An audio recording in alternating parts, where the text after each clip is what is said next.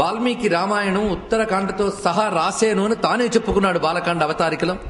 భవిష్యం సహోత్తరం, భవిష్యం జరగనున్నటువంటి కథను కూడా వివరించాడు. ఎందుకంటే ఋషి గనక జరిగిన చరిత్రని తీసుకుని రాసిన వాడు కాదు, జరిగిన చరిత్ర జరగనున్న చరిత్ర కలిపి మొత్తం రామకథ.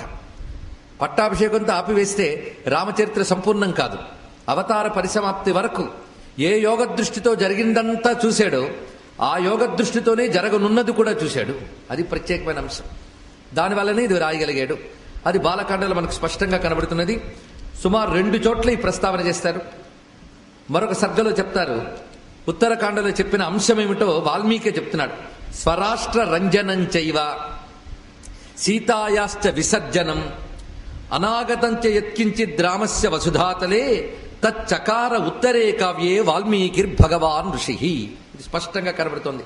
స్వరాష్ట్ర రంజనం చైవ, తన రాజ్యాన్ని రంజకత్వంగా పాలించడం ఒకటి, సీతాయాశ్చ విసర్జనం, సీతమ్మను విడిచిపెట్టడం ఒకటి. అటుపై జరిగిన కథలు అనాగతం, ఇంకా ఇంకా జరగనున్నవన్నీ కూడా వసుధపై రామచంద్రమూర్తి చేసినవన్నీ కూడా ఈ ఉత్తరం భాగంలో చెప్పడం జరిగింది వాల్మీకి చేత అని స్పష్టంగా ఉన్నది. అందుకు ఉత్తర రామాయణ ప్రత్యేకతల్లో ఇతర కాండముల వలె దీని యొక్క ప్రస్తావన కూడా మనకి పురాణముల్లో కనబడుతోంది. బ్రహ్మాండ పురాణంలోని వాక్యాన్ని మనం ప్రస్తావన చేసుకున్నాం. రామాయణస్యోత్తరంతు యశృణోతి పఠేతవ సీతారామ ప్రసాదేన ససర్వం లభతే ధ్రువం. ఈ శ్లోకాన్ని నేను చెప్పుకున్నా. తన కొనసాగింపుగా ఇంకా బ్రహ్మాండ పురాణంలో ఉత్తర రామాయణం పారాయణ విధానం కూడా చెప్పారు. ఇతర కాండలకి ఉత్తర రామాయణ పారాయణకి ప్రత్యేకత ఉందిట.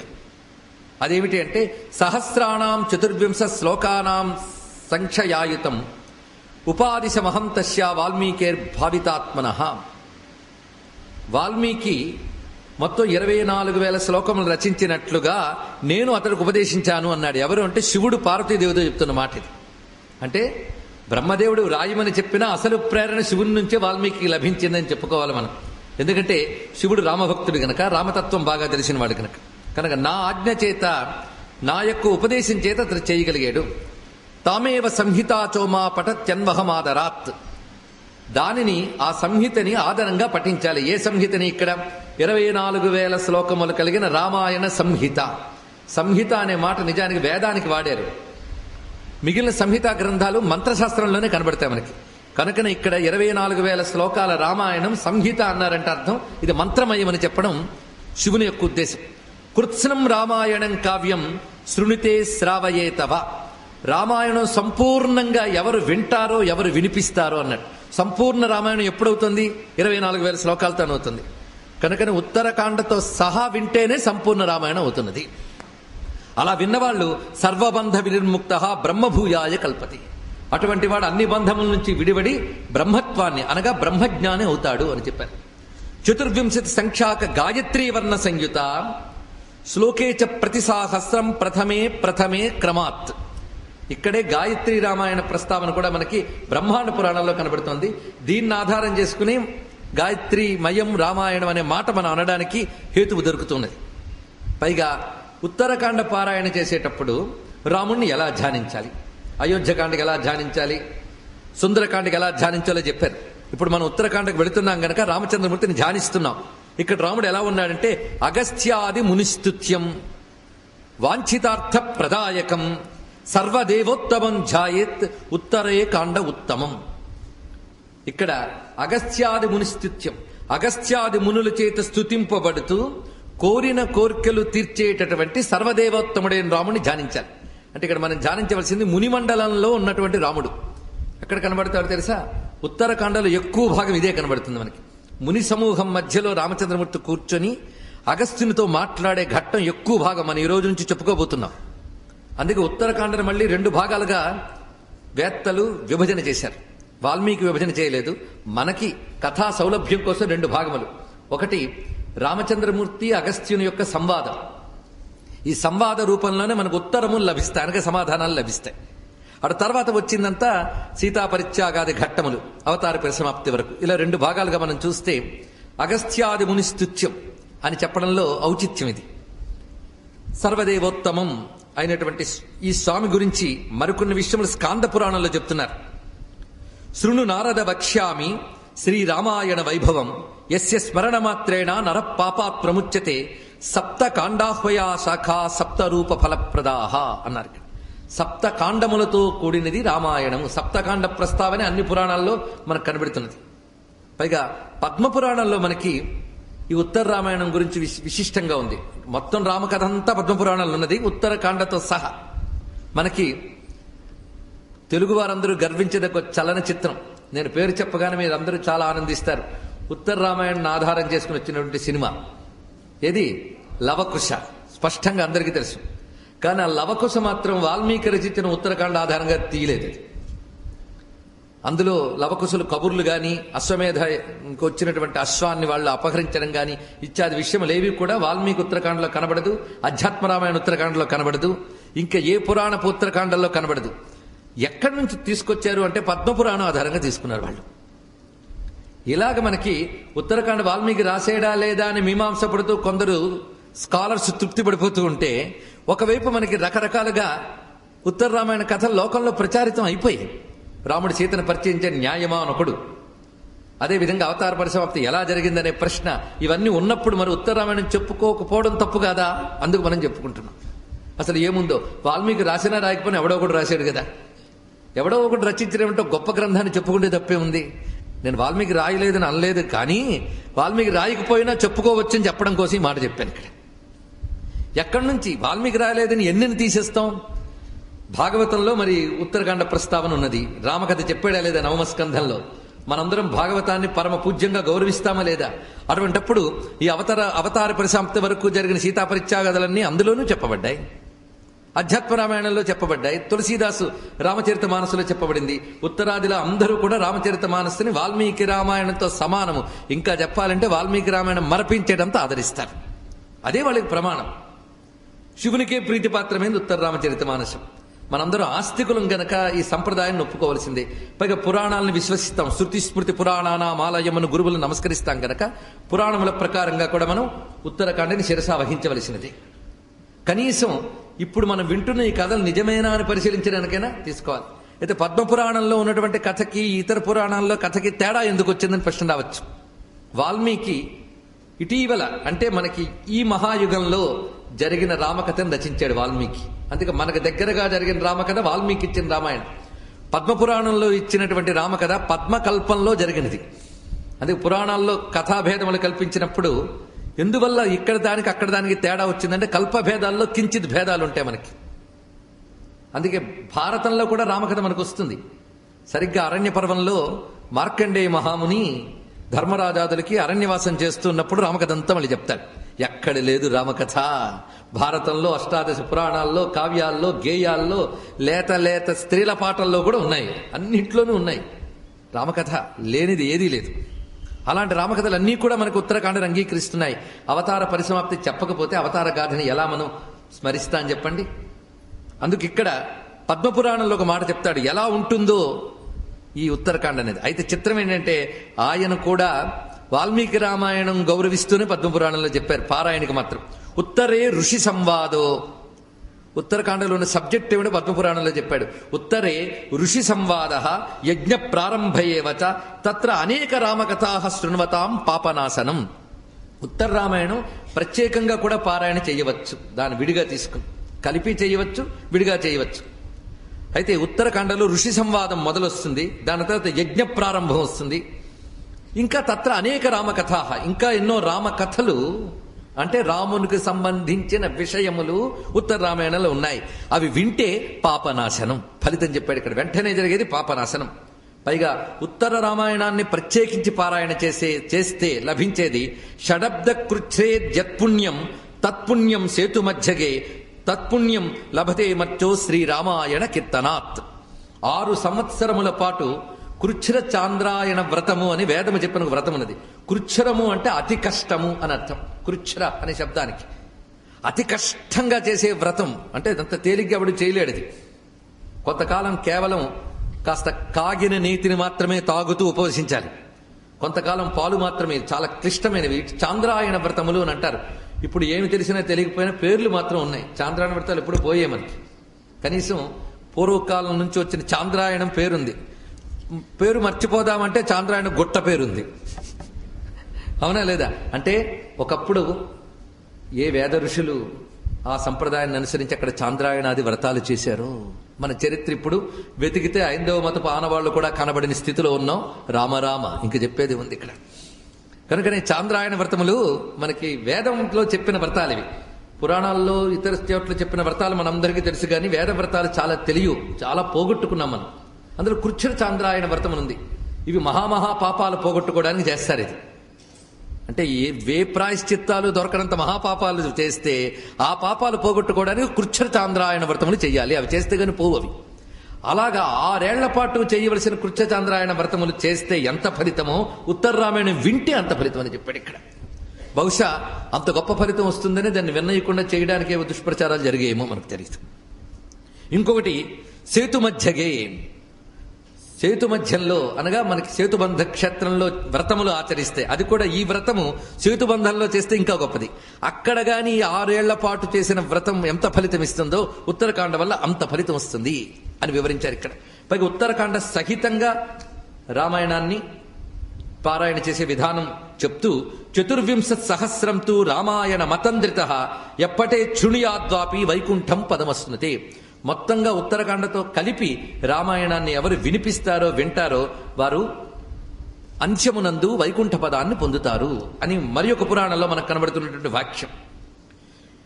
పైగా ఉత్తరకాండలో గాయత్రి మంత్రమయమైనటువంటి చివరి మాట చెప్పుకోవాలంటే యామేవ రాత్రిం శత్రుఘ్న ప్రచోదయాత్తులో అక్కడ వస్తుంది. యామేవ రాత్రిం శత్రుఘ్న పర్ణశాలాముపావిశత్ తామేవ రాత్రిం సీతాపి ప్రసూత దారకద్వయం అనేటువంటి శ్లోకంతో పూర్తవుతుంది మనకి గాయత్రి రామాయణం. ఆ శ్లోకం ఉత్తరకాండలో ఉన్నది కనుక ఆ గాయత్రిమయమైన శ్లోకాన్ని కూడా ఈ ప్రథమ దివసం లేదా ద్వితీయ దివసం నాడే మనం స్మరించుకుంటున్నాం. అయితే ఉత్తరకాండ పారాయణ చేసేటప్పుడు మాత్రం ఉత్తరకాండ పారాయణతో పూర్తి చేయకూడదు అని ఒక సంప్రదాయం మాత్రం ఉన్నది. ఇక్కడ కూడా మనం ఆ సంప్రదాయాన్ని అనుసరించే చెప్తున్నాం. చాలా మంది ఏం చెప్తారో విందామని వచ్చుండొచ్చు, కానీ చెప్పే నేను మాత్రం ఉత్తర రామాయణం యొక్క పారాయణ ఫలం మనందరం పొందాలనే ఉద్దేశంతో ప్రత్యేకమైన అంశములు ఘట్టములు ఏవి ముఖ్యములు అవన్నీ తీసుకుంటూ మిగిలిన విడిచిపెట్టకుండా సంపూర్ణంగా ఉత్తర రామాయణం చెప్పుకుని సంప్రదాయ ప్రకారంగా ఎలా ముగించాలో అలాగే ముగించిపోతున్నాం. ఇది సంప్రదాయ ధోరణిలో జరుగుతూ ఉన్నటువంటి ప్రవచనం. బ్రహ్మాండ పురాణంలో చెప్తాడు, ఉత్తరకాండ సంపూర్తి చేసి ఊరుకోకూడదట.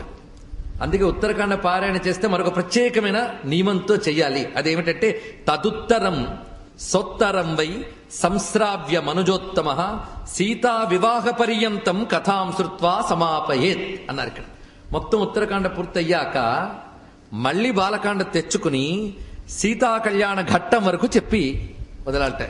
ఎందుకంటే సీతావియోగ ఘట్టం మన ఉత్తర రామాయణంలో చూస్తాం. అది పరమపదానికి వాళ్ళు చేరుకునేటప్పుడు పద్ధతి చెప్తారు. ఏ స్త్రీ అయినా ముందు కోరుకునేటువంటిది పతి కంటే ముందు వెళ్ళడం. అది విష్ణువు కంటే ముందు వైకుంఠానికి వెళ్ళింది ఆ తల్లి. దానికి ఏదో ఒక మిష కావాలి, ఒక మిష కల్పించబడింది లీలగా. కానీ కథలో మనం చూస్తున్నది రామచంద్రమూర్తికి సీతావియోగం, అష్ట కష్టాల్లో ఒకటి భార్యావియోగం. రామచంద్రమూర్తి 2 మార్లు పడ్డాడు ఆ బాధని. కానీ ఆ మహాత్ముడు ధర్మమునందు నిలబడి ఉండడం చేత గొప్పవాడయ్యాడు, సుఖంగా బ్రతకడం చేత గొప్పవాడు అవ్వలేదు. సృష్టిలో మనం ఎవరినైనా ఆదర్శంగా తీసుకోవాలంటే సుఖంగా బ్రతికిన వాళ్ళని ఆదర్శంగా తీసుకోకూడదు. ఎన్ని కష్టాలు వచ్చినా తట్టుకుని ధర్మంగా బ్రతికిన వాళ్ళని ఆదర్శంగా తీసుకోవాలి. అందుకు రామచంద్రమూర్తి మనకు ఆదర్శ పురుషుడయ్యాడు.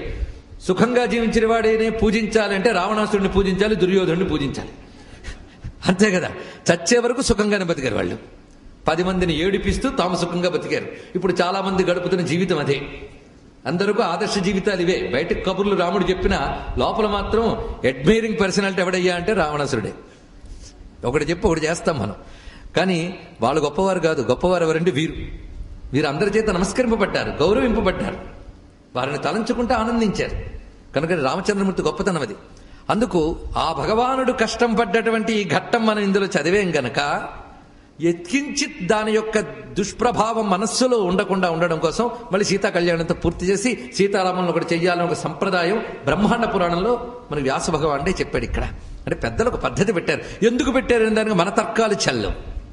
ఎందుకంటే కథ వినడం, కథ చెప్పడం అంటే ఇన్ఫర్మేషన్ గ్యాదరింగ్ కాదు. మనకు తెలియకుండా అదొక ఉపాసన.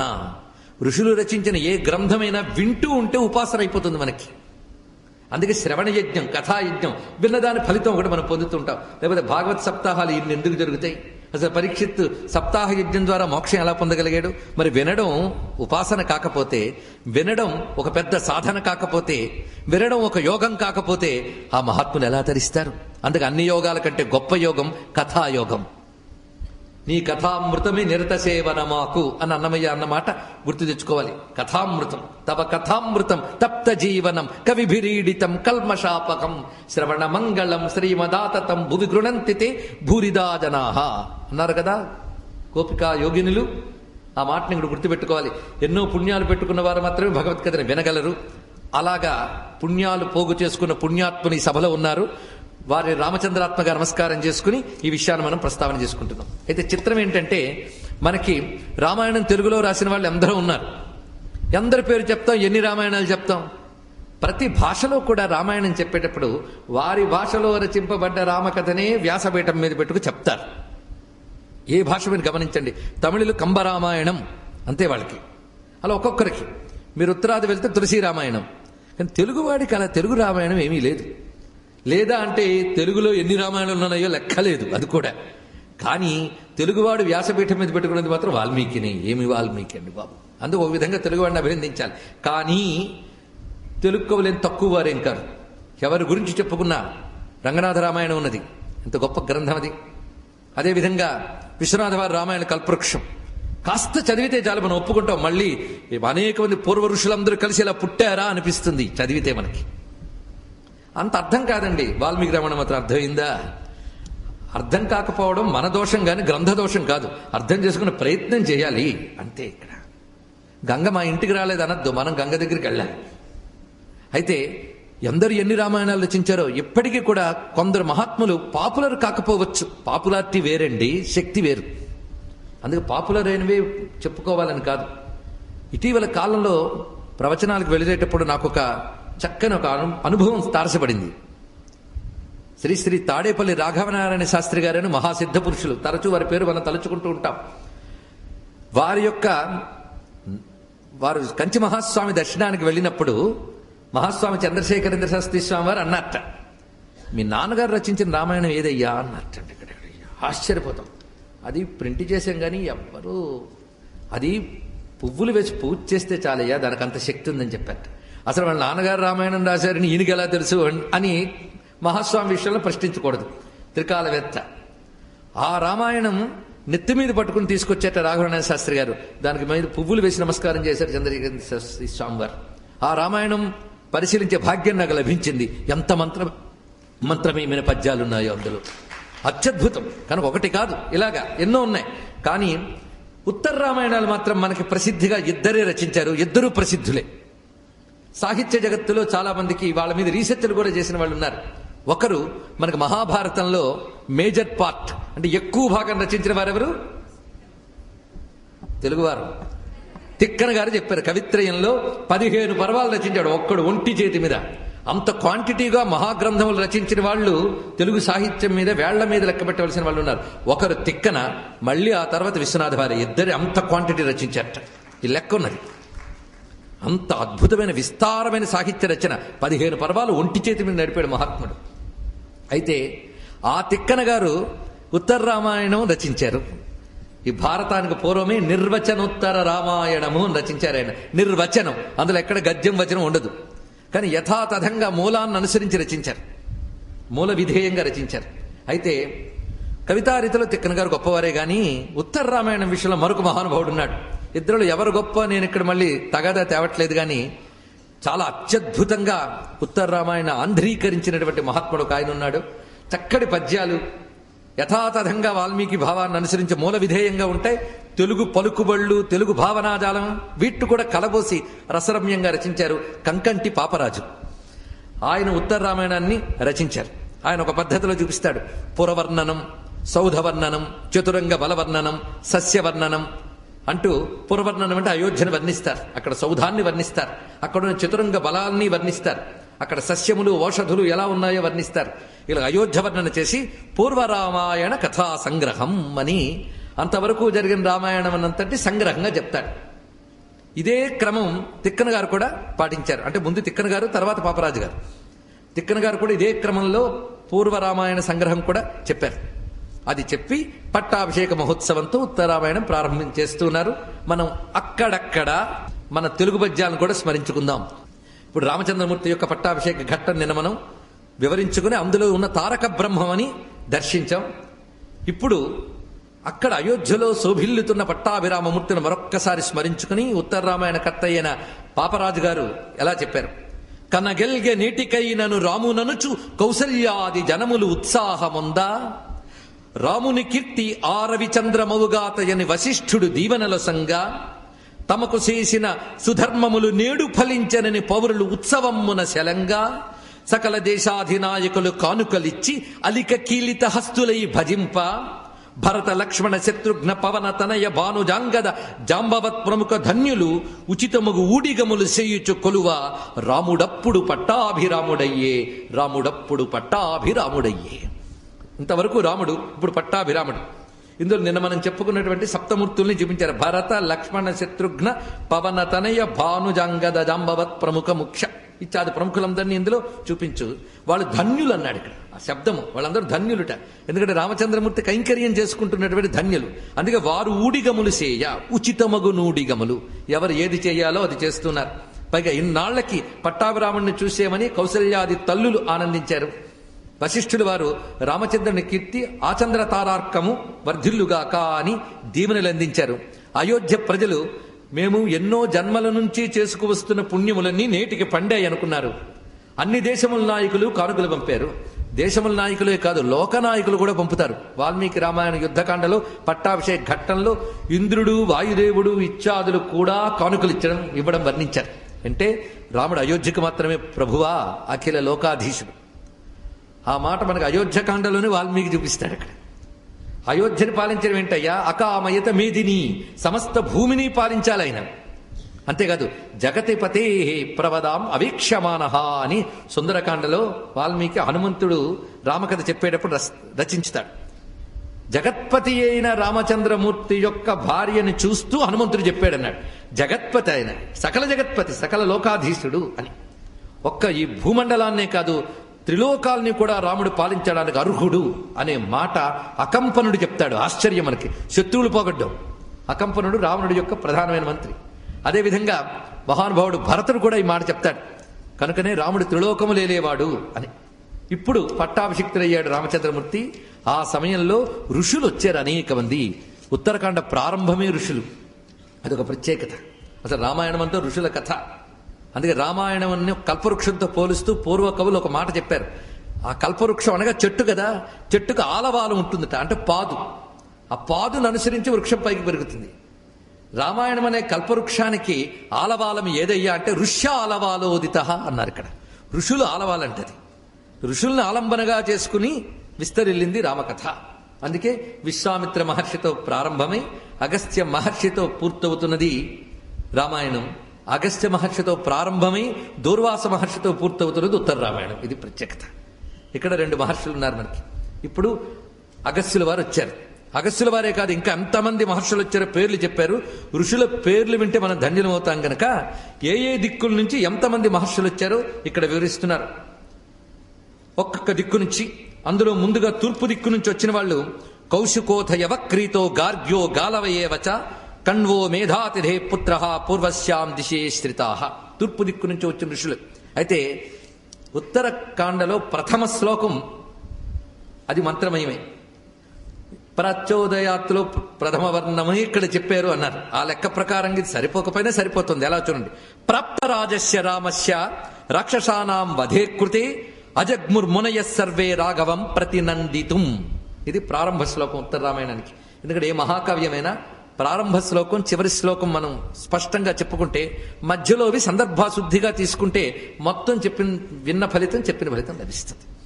అందుకు మనం ఇక్కడ ప్రారంభ శ్లోకం చెప్పుకుంటున్నాం. ప్రాప్త రాజ్యస్య అంటే రాజ్యము పొంది రాముడు పాలిస్తూ ఉండగా. సరిగ్గా మీరు పరిశీలిస్తే నిన్న చెప్పింది గుర్తుపెట్టుకోవాలి. బాలకాండలో వాల్మీకి రామాయణం ఎప్పుడు రచించాడు అంటే ప్రాప్త రాజ్యస్య రామస్య, ఇదే శబ్దం అక్కడ వేశాడు. ప్రాప్త రాజ్యస్య రామస్య వాల్మీకి భగవాన్ ఋషి చకార చరితం కృష్ణం విచిత్ర పదమాత్మవాన్. ఇది మళ్ళీ అదే ప్రాప్త రాజ్యస్య రామస్య రాక్షసానాం వధే కృతే అని ఇక్కడ అదే ప్రారంభించడంలో ఇది వాల్మీకి కృతం అనడానికి ఇంతకంటే వరకు ప్రమాణం మనకి లభించదు. పైగా నేను ఏ సమయంలో రాస్తూ ఉన్నానో ఆ సమయంతో ప్రారంభమై తర్వాత కూడా జరిగిన కథని ఇక్కడ చెప్పబోతున్నాను. మళ్ళీ ఆ ప్రాప్త రాజ్యస్ని ఇక్కడ తీసుకొచ్చాడు ఆయన. అది టెక్నిక్ అంటారు దాన్ని, సాహిత్య ప్రక్రియ గొప్పతనం అది. అది చూపించాడు ఆ ప్రతిభని వాల్మీకి కవితారీతుల మీద వ్యాఖ్యానిస్తే ఇలాంటివన్నీ చెప్పుకుంటే రామాయణం జీవితాంతం చెప్పుకోవచ్చండి, అంతున్నది.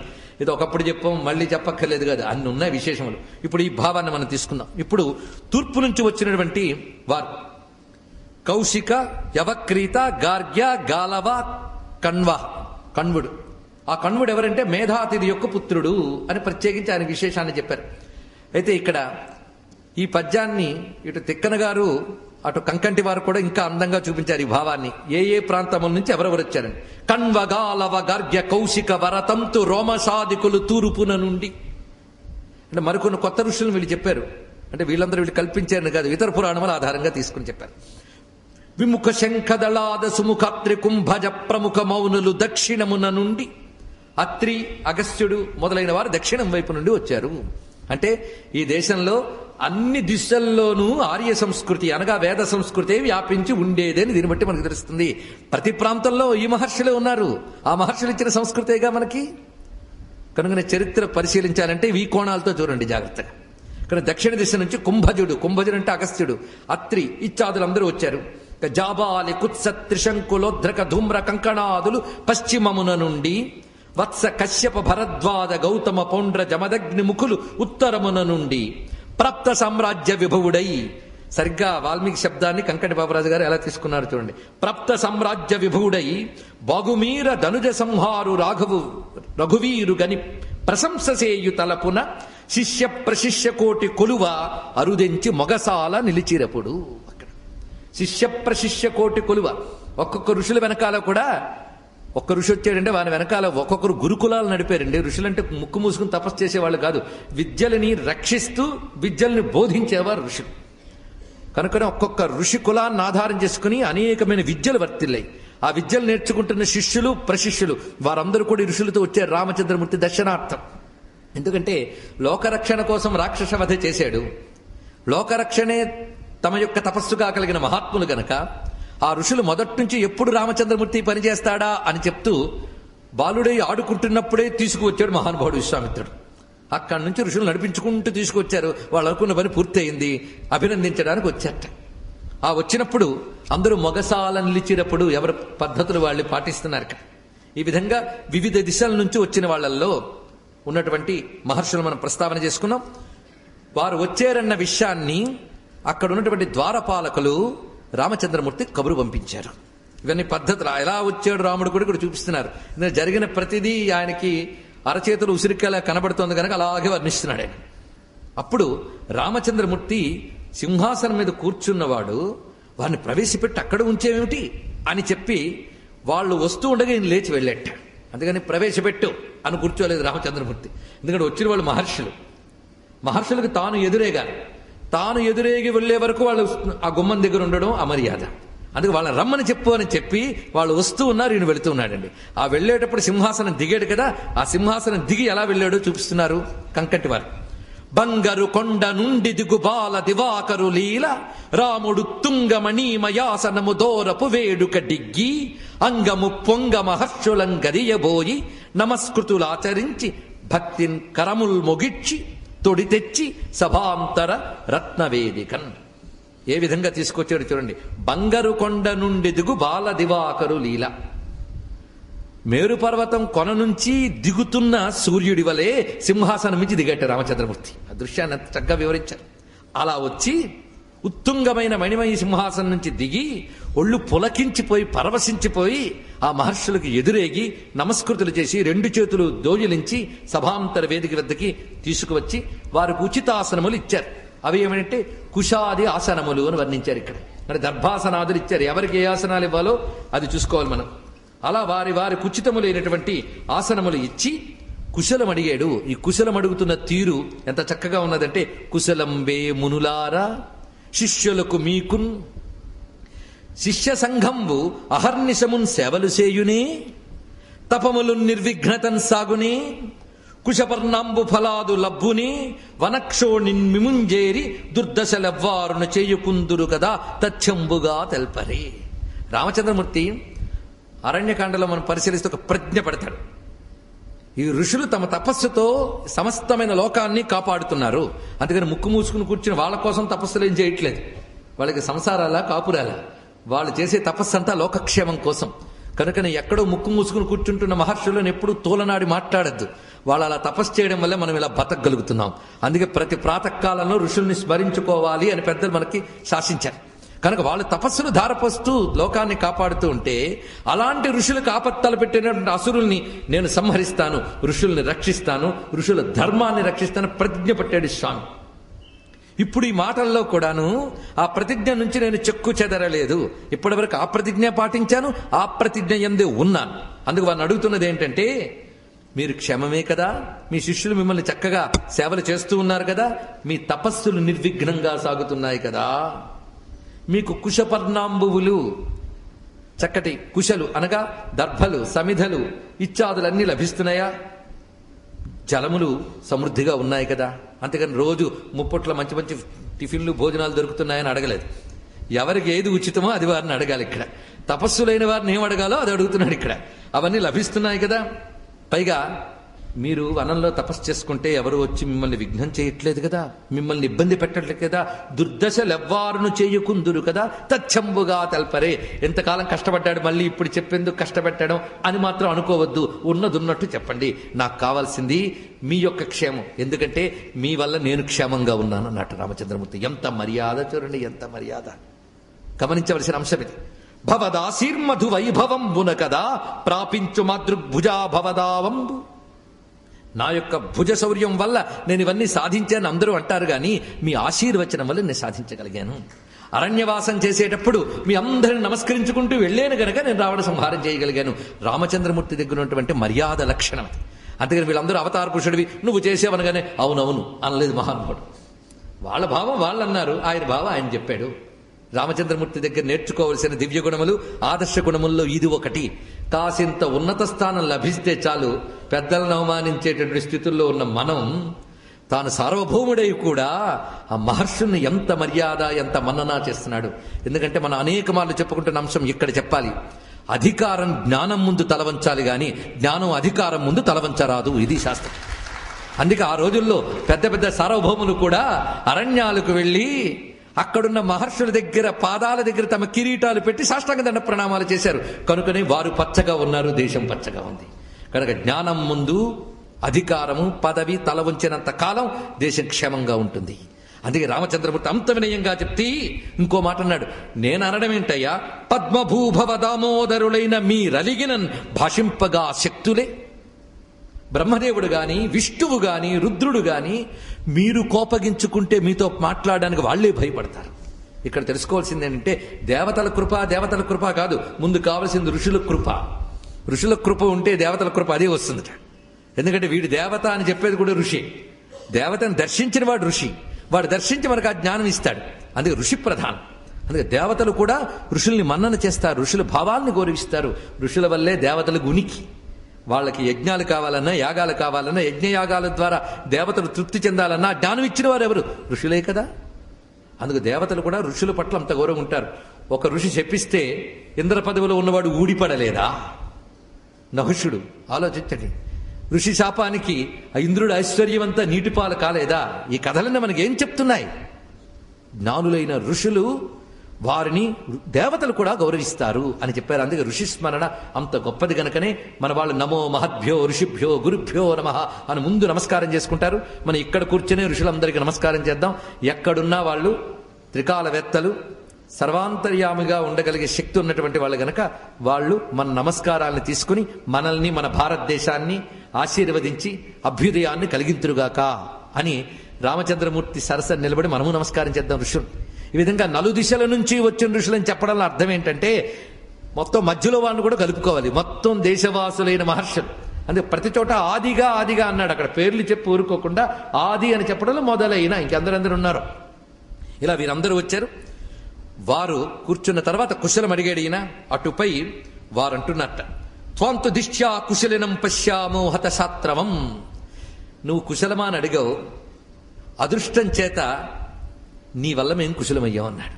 అదృష్టం వల్ల నీ చేత మేం కుశలులమయ్యాం. అదృష్టం చేత అంటే నువ్వు మమ్మల్ని కాపాడు. నువ్వు మమ్మల్ని కాపాడాలంటే మా భాగ్యం ఉండాలి. అందుకు మా భాగ్యవశాత్తు నువ్వు రావణ వధ చేసి ధర్మాన్ని రక్షించావు. పైగా రావణుడు ఎవడు అంటే రావణో లోక రావణ. రావణ శబ్దాన్ని, రావణుడికి పుట్టుకతో వచ్చిన పేరు రావణుడు కాదు. రావణ శబ్దానికి ఏడ్చువాడు, ఏడిపించువాడు అని అర్థం. ఇక్కడ బిగ్గరగా ఏడ్చేవాడు అని అర్థం నిజానికి. అందుకే లోక రావణ, రావణో లోక రావణ. దీనికి పూర్తి కాంట్రాస్ట్ శంకరం లోకశంకరం అని. శంకరుడు లోకశంకరుడు, పూర్తి విరుద్ధం రావణ లోక రావణ. సమస్త లోకాన్ని ఏడిపించడం అనే పని పెట్టుకున్నవాడు వాడు ఇక్కడ. అందుకు వాడు లోక రావణుడు. వాడికి అంత బిరుదు ఎలా వచ్చిందో తర్వాత మనకు తెలుస్తుంది. ఇప్పటి నుంచి తొందర ఎందుకు. లోకాలను ఏడిపించే రావణుణ్ణి సంహరింపజేసి తమరు ఆనందంగా మమ్మల్ని కాపాడుతున్నారు. అందుకే రామాయణం ఆలోచిస్తే ఒక్క రావణవధ ఘట్టాన్ని తలంచుకుంటేనే పవిత్రులు అయిపోతా అనిపిస్తుంది. ఎందుకంటే రావణుడికి ప్రత్యర్థి ఎవరు? రాముడు. కనుక రావణుడు అంటే ఏడ్చేవాడు, ఏడిపించేవాడు. రామ అంటే ఆనంద స్వరూపుడు. రెండు. కనుక రామరావణ యుద్ధం అంటే ఆనందానికి ఏడుపుకి మధ్యన జరిగిన యుద్ధం అండి. మొత్తం ఇంతే. దుఃఖానికి ఆనందానికి మధ్యన జరిగిన యుద్ధం. మన ఈ దుఃఖం అంతా పోతే వచ్చేదే ఆనందం. అందుకే రావణుడి చస్తేనే రామ పట్టాభిషేకం. మనకి ఇక్కడ దుఃఖం నశించాలి. ఇది మీరు బ్రహ్మ విద్య దాకా తీసుకువెళ్ళవచ్చు. ఏదయ్యా దుఃఖం అంటే ఆత్యంతిక దుఃఖనాశనం మోక్షం అని వేదాంతం చెప్తున్నది. ఆత్యంతిక దుఃఖనాశనం. మనకి దుఃఖం పోగొట్టుకోవాలని అందరికీ ఉంది. లేని వాళ్ళు ఎవరో చెప్పండి ఇక్కడ. ఎవడో అన్నాడు ఆ మధ్య, నాకు మాత్రం ఏడుస్తూ ఉంటేనే ఆనందంగా ఉంది అన్నాడు. సంతోషం, ఆనందంగా ఉంది కదా అంటే ఆనందం కోసం ఏడుస్తున్నావు, బాధలేదు. కానీ ఇక్కడ దుఃఖం అనుభవించడం అనేది ఒకటి ఉన్నదే. ఏడుపు అనేది అనేక రకాల ఏడుపులు. మన లోకంలో ఏడ్చే ఏడుపులన్నీ పెద్ద ఏడుపులు, చిన్న ఏడుపులు. అసలు ఏడుపు ఒకటి ఉందిట, అదేమిటి? సంసారం అనేది ఏడుపు. అసలు దాని గురించి ఏడవాలని కూడా తెలియనంత ఏడుపు. అసలు ఏడుపు అది. ఆ ఏడుపు తెలివైన వాళ్ళు ఏడుస్తారు. మిగిలిన ఏడుపులు ఏడవడానికి మనం ఎలాగో సిద్ధంగానే ఉన్నాం. తెలివైన వారి సంసారం అనే ఏడుపు నుంచి బయటపడాలనుకుంటారు. ఆ ఏడుపు మొత్తం నేను పోగొట్టి మోక్షరూపమైన కైవల్యానందాన్ని ఇస్తానంటాడు మన రామచంద్రమూర్తి. రావణాసుర సంహారం చేసిన రామచంద్రమూర్తి. అందుకు రాముడు అంటే ఉపనిషత్ ప్రతిపాద్య తత్వం అని స్పష్టమైపోయింది కదా. అందుకే తారక బ్రహ్మ. రామ అంటే ఆనందం, రావణ అంటే దుఃఖం. అయిపోయింది ఇక్కడే. పేర్లు పెట్టడంలో నా ఔచిత్యం అంటే వీళ్ళు సెలెక్ట్ చేసుకుని పెట్టుకున్నారా, అలా ఒక్కొక్కసారి సరిపోతాయండి పేర్లు. ఇలా ఇద్దరికి సరిపోయింది. మొత్తం రామకథ అంతా మన కథే. అది లంక అయితే మన శరీరం ఒక లంక. లంక అంటే పరిమితి భావం, అంతే కదా. అంత చుట్టూ సముద్రం ఉన్నా పరిమితంగా పెట్టుకుంటే లంక అయింది. కనుక ఈ విశ్వవ్యాపకమైన చైతన్యంలో నిన్ను నువ్వు పరిమితిగా దేహానికి అంకితం. నేను వేదాంత దృష్టితో రామాయణం అంతా ఒక్కసారి చెప్పి తర్వాత కథలోకి వెళ్ళిపోతాం. ఎందుకంటే దాన్ని ఆసక్తి పడే వాళ్ళు ఉన్నారు గనక. లంకలో ముగ్గురు ఉన్నారు అన్నదమ్ములు. ఎవరు? రావణ, కుంభకర్ణ, విభీషణ. మనలోనూ ముగ్గురున్నారు. రజోగుణ, తమోగుణ, సత్వగుణ. సత్వగుణం ఉంటే ఏమనిపిస్తుందంటే మంచి పనులు చేయాలని బుద్ధి పుడుతుంది. ఏదో అక్కడ ఉత్తర రామాయణం చెప్తున్నట్ట వినాలి అని మీరు వచ్చారు అంటే మీలో ఉన్న సత్వగుణమే ప్రేరేపించింది. అవునా లేదా? ఏదో అప్పుడు ప్రేరేపించేది మంచిదే. కానీ మిగిలిన ఇద్దరు మాత్రం ఊరుకున్నారా? వాళ్ళ రాజ్యం వాళ్ళది ఉంది. ఎవరిది? రావణ కుంభకర్ణులు ముగ్గురు కలిసే ఉన్నారు. కానీ ఈ లంక పాడు లంక.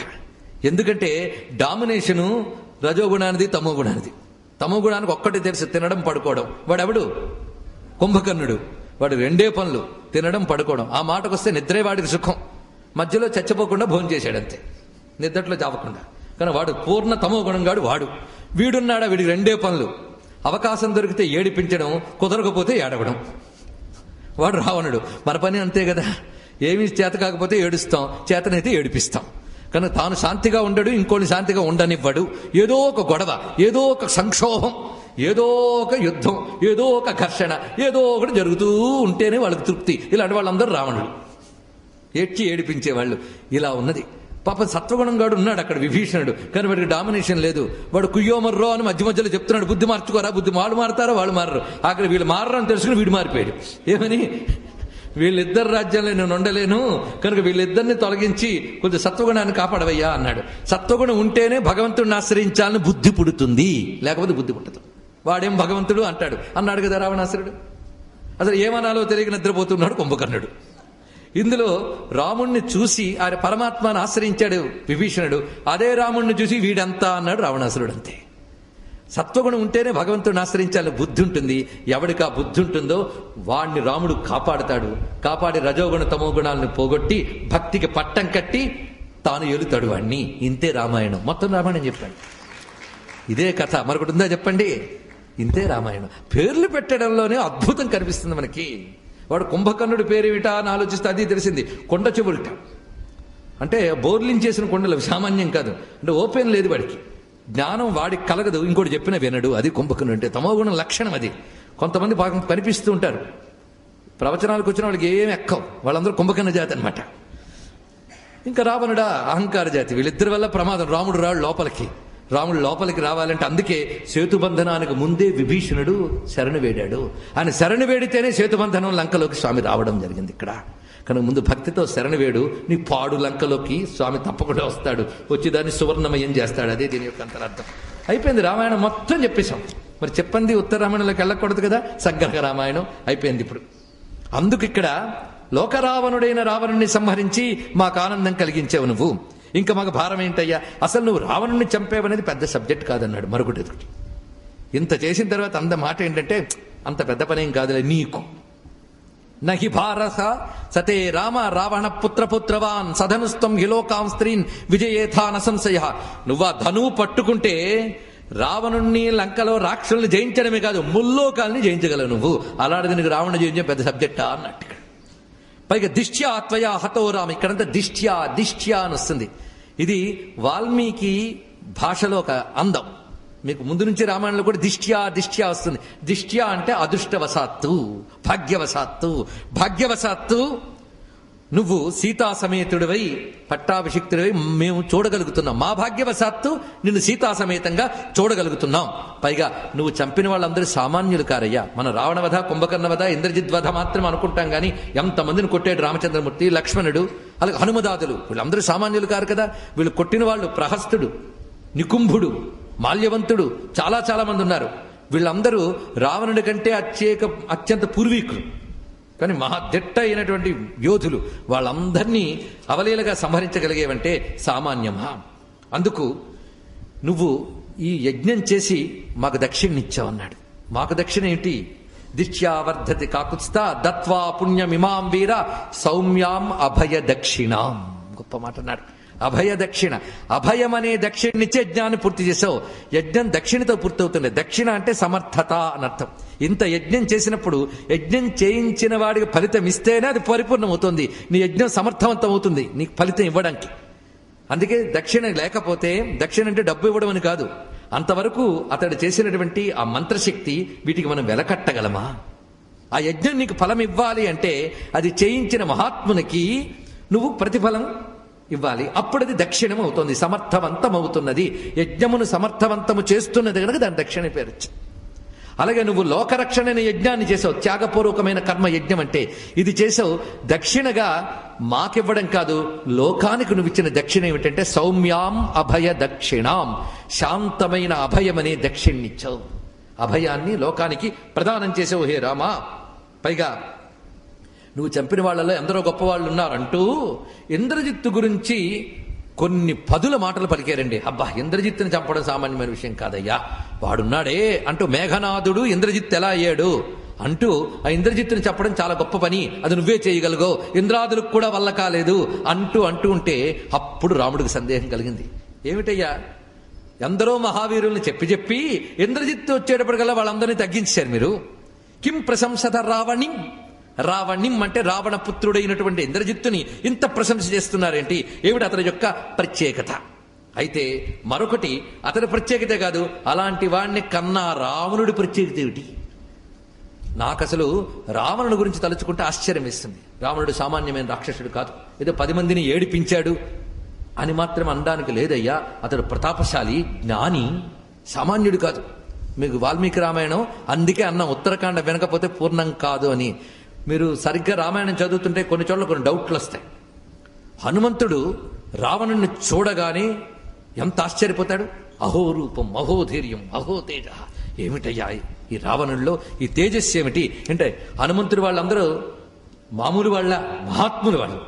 మహాత్ములైనటువంటి హనుమంతుడే అంత మాట అనుకున్నాడే రావణుణ్ణి చూసి. ఏమిటి తేజస్సు, ఏమిటా వర్చస్సు, ఆదిత్య ఇవ తేజస్వి. ఈ మాట అంటాడు. సూర్యుడిలా మెరిసిపోతున్నాడు ఇతను, సామాన్యుడు కాడు.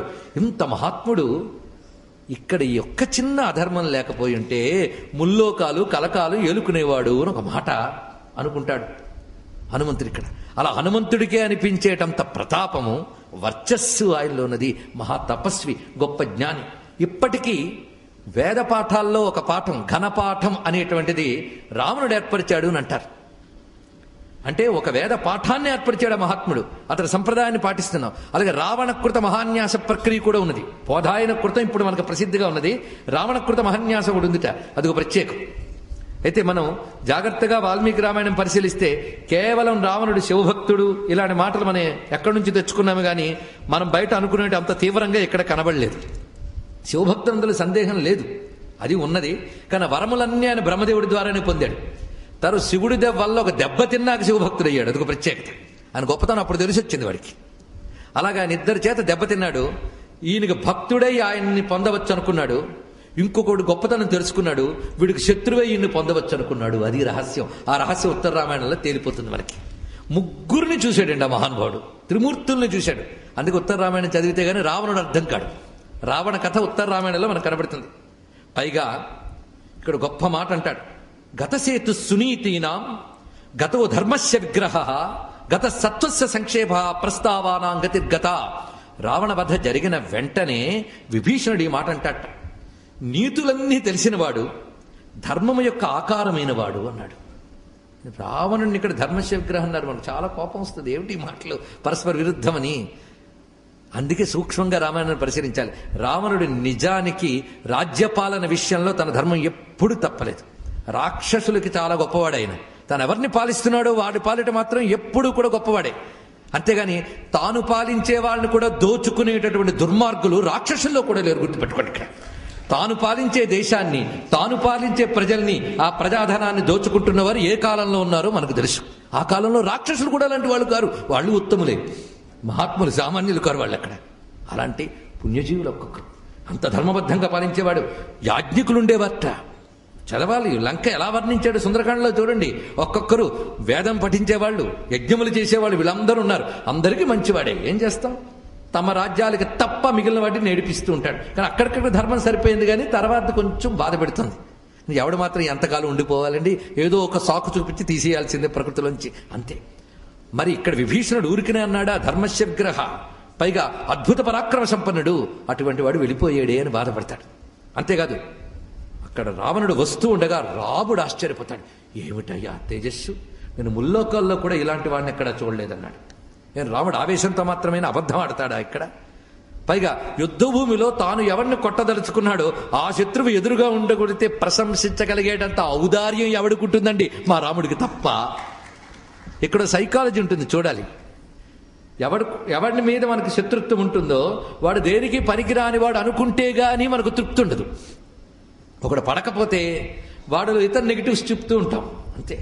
వాడు ఏదో రంగంలో ప్రముఖుడు, వాడంటే మనకు పడ్డు, వాడి గురించి ఎవడో మన దగ్గర పొగుడుతుంటాడు. వెంటనే అంటావు, వాడు ఏంటో తెలుసా, రోజు తాగుతాట, అది నీకెందుకు, వాడు ఎందుకు గొప్పవాడయ్యాడో అందరూ, దానికి దీనికి సంబంధం లేదు. కానీ వాళ్ళు ఒక నెగిటివ్ చెప్పుకుంటే నీకు తృప్తి.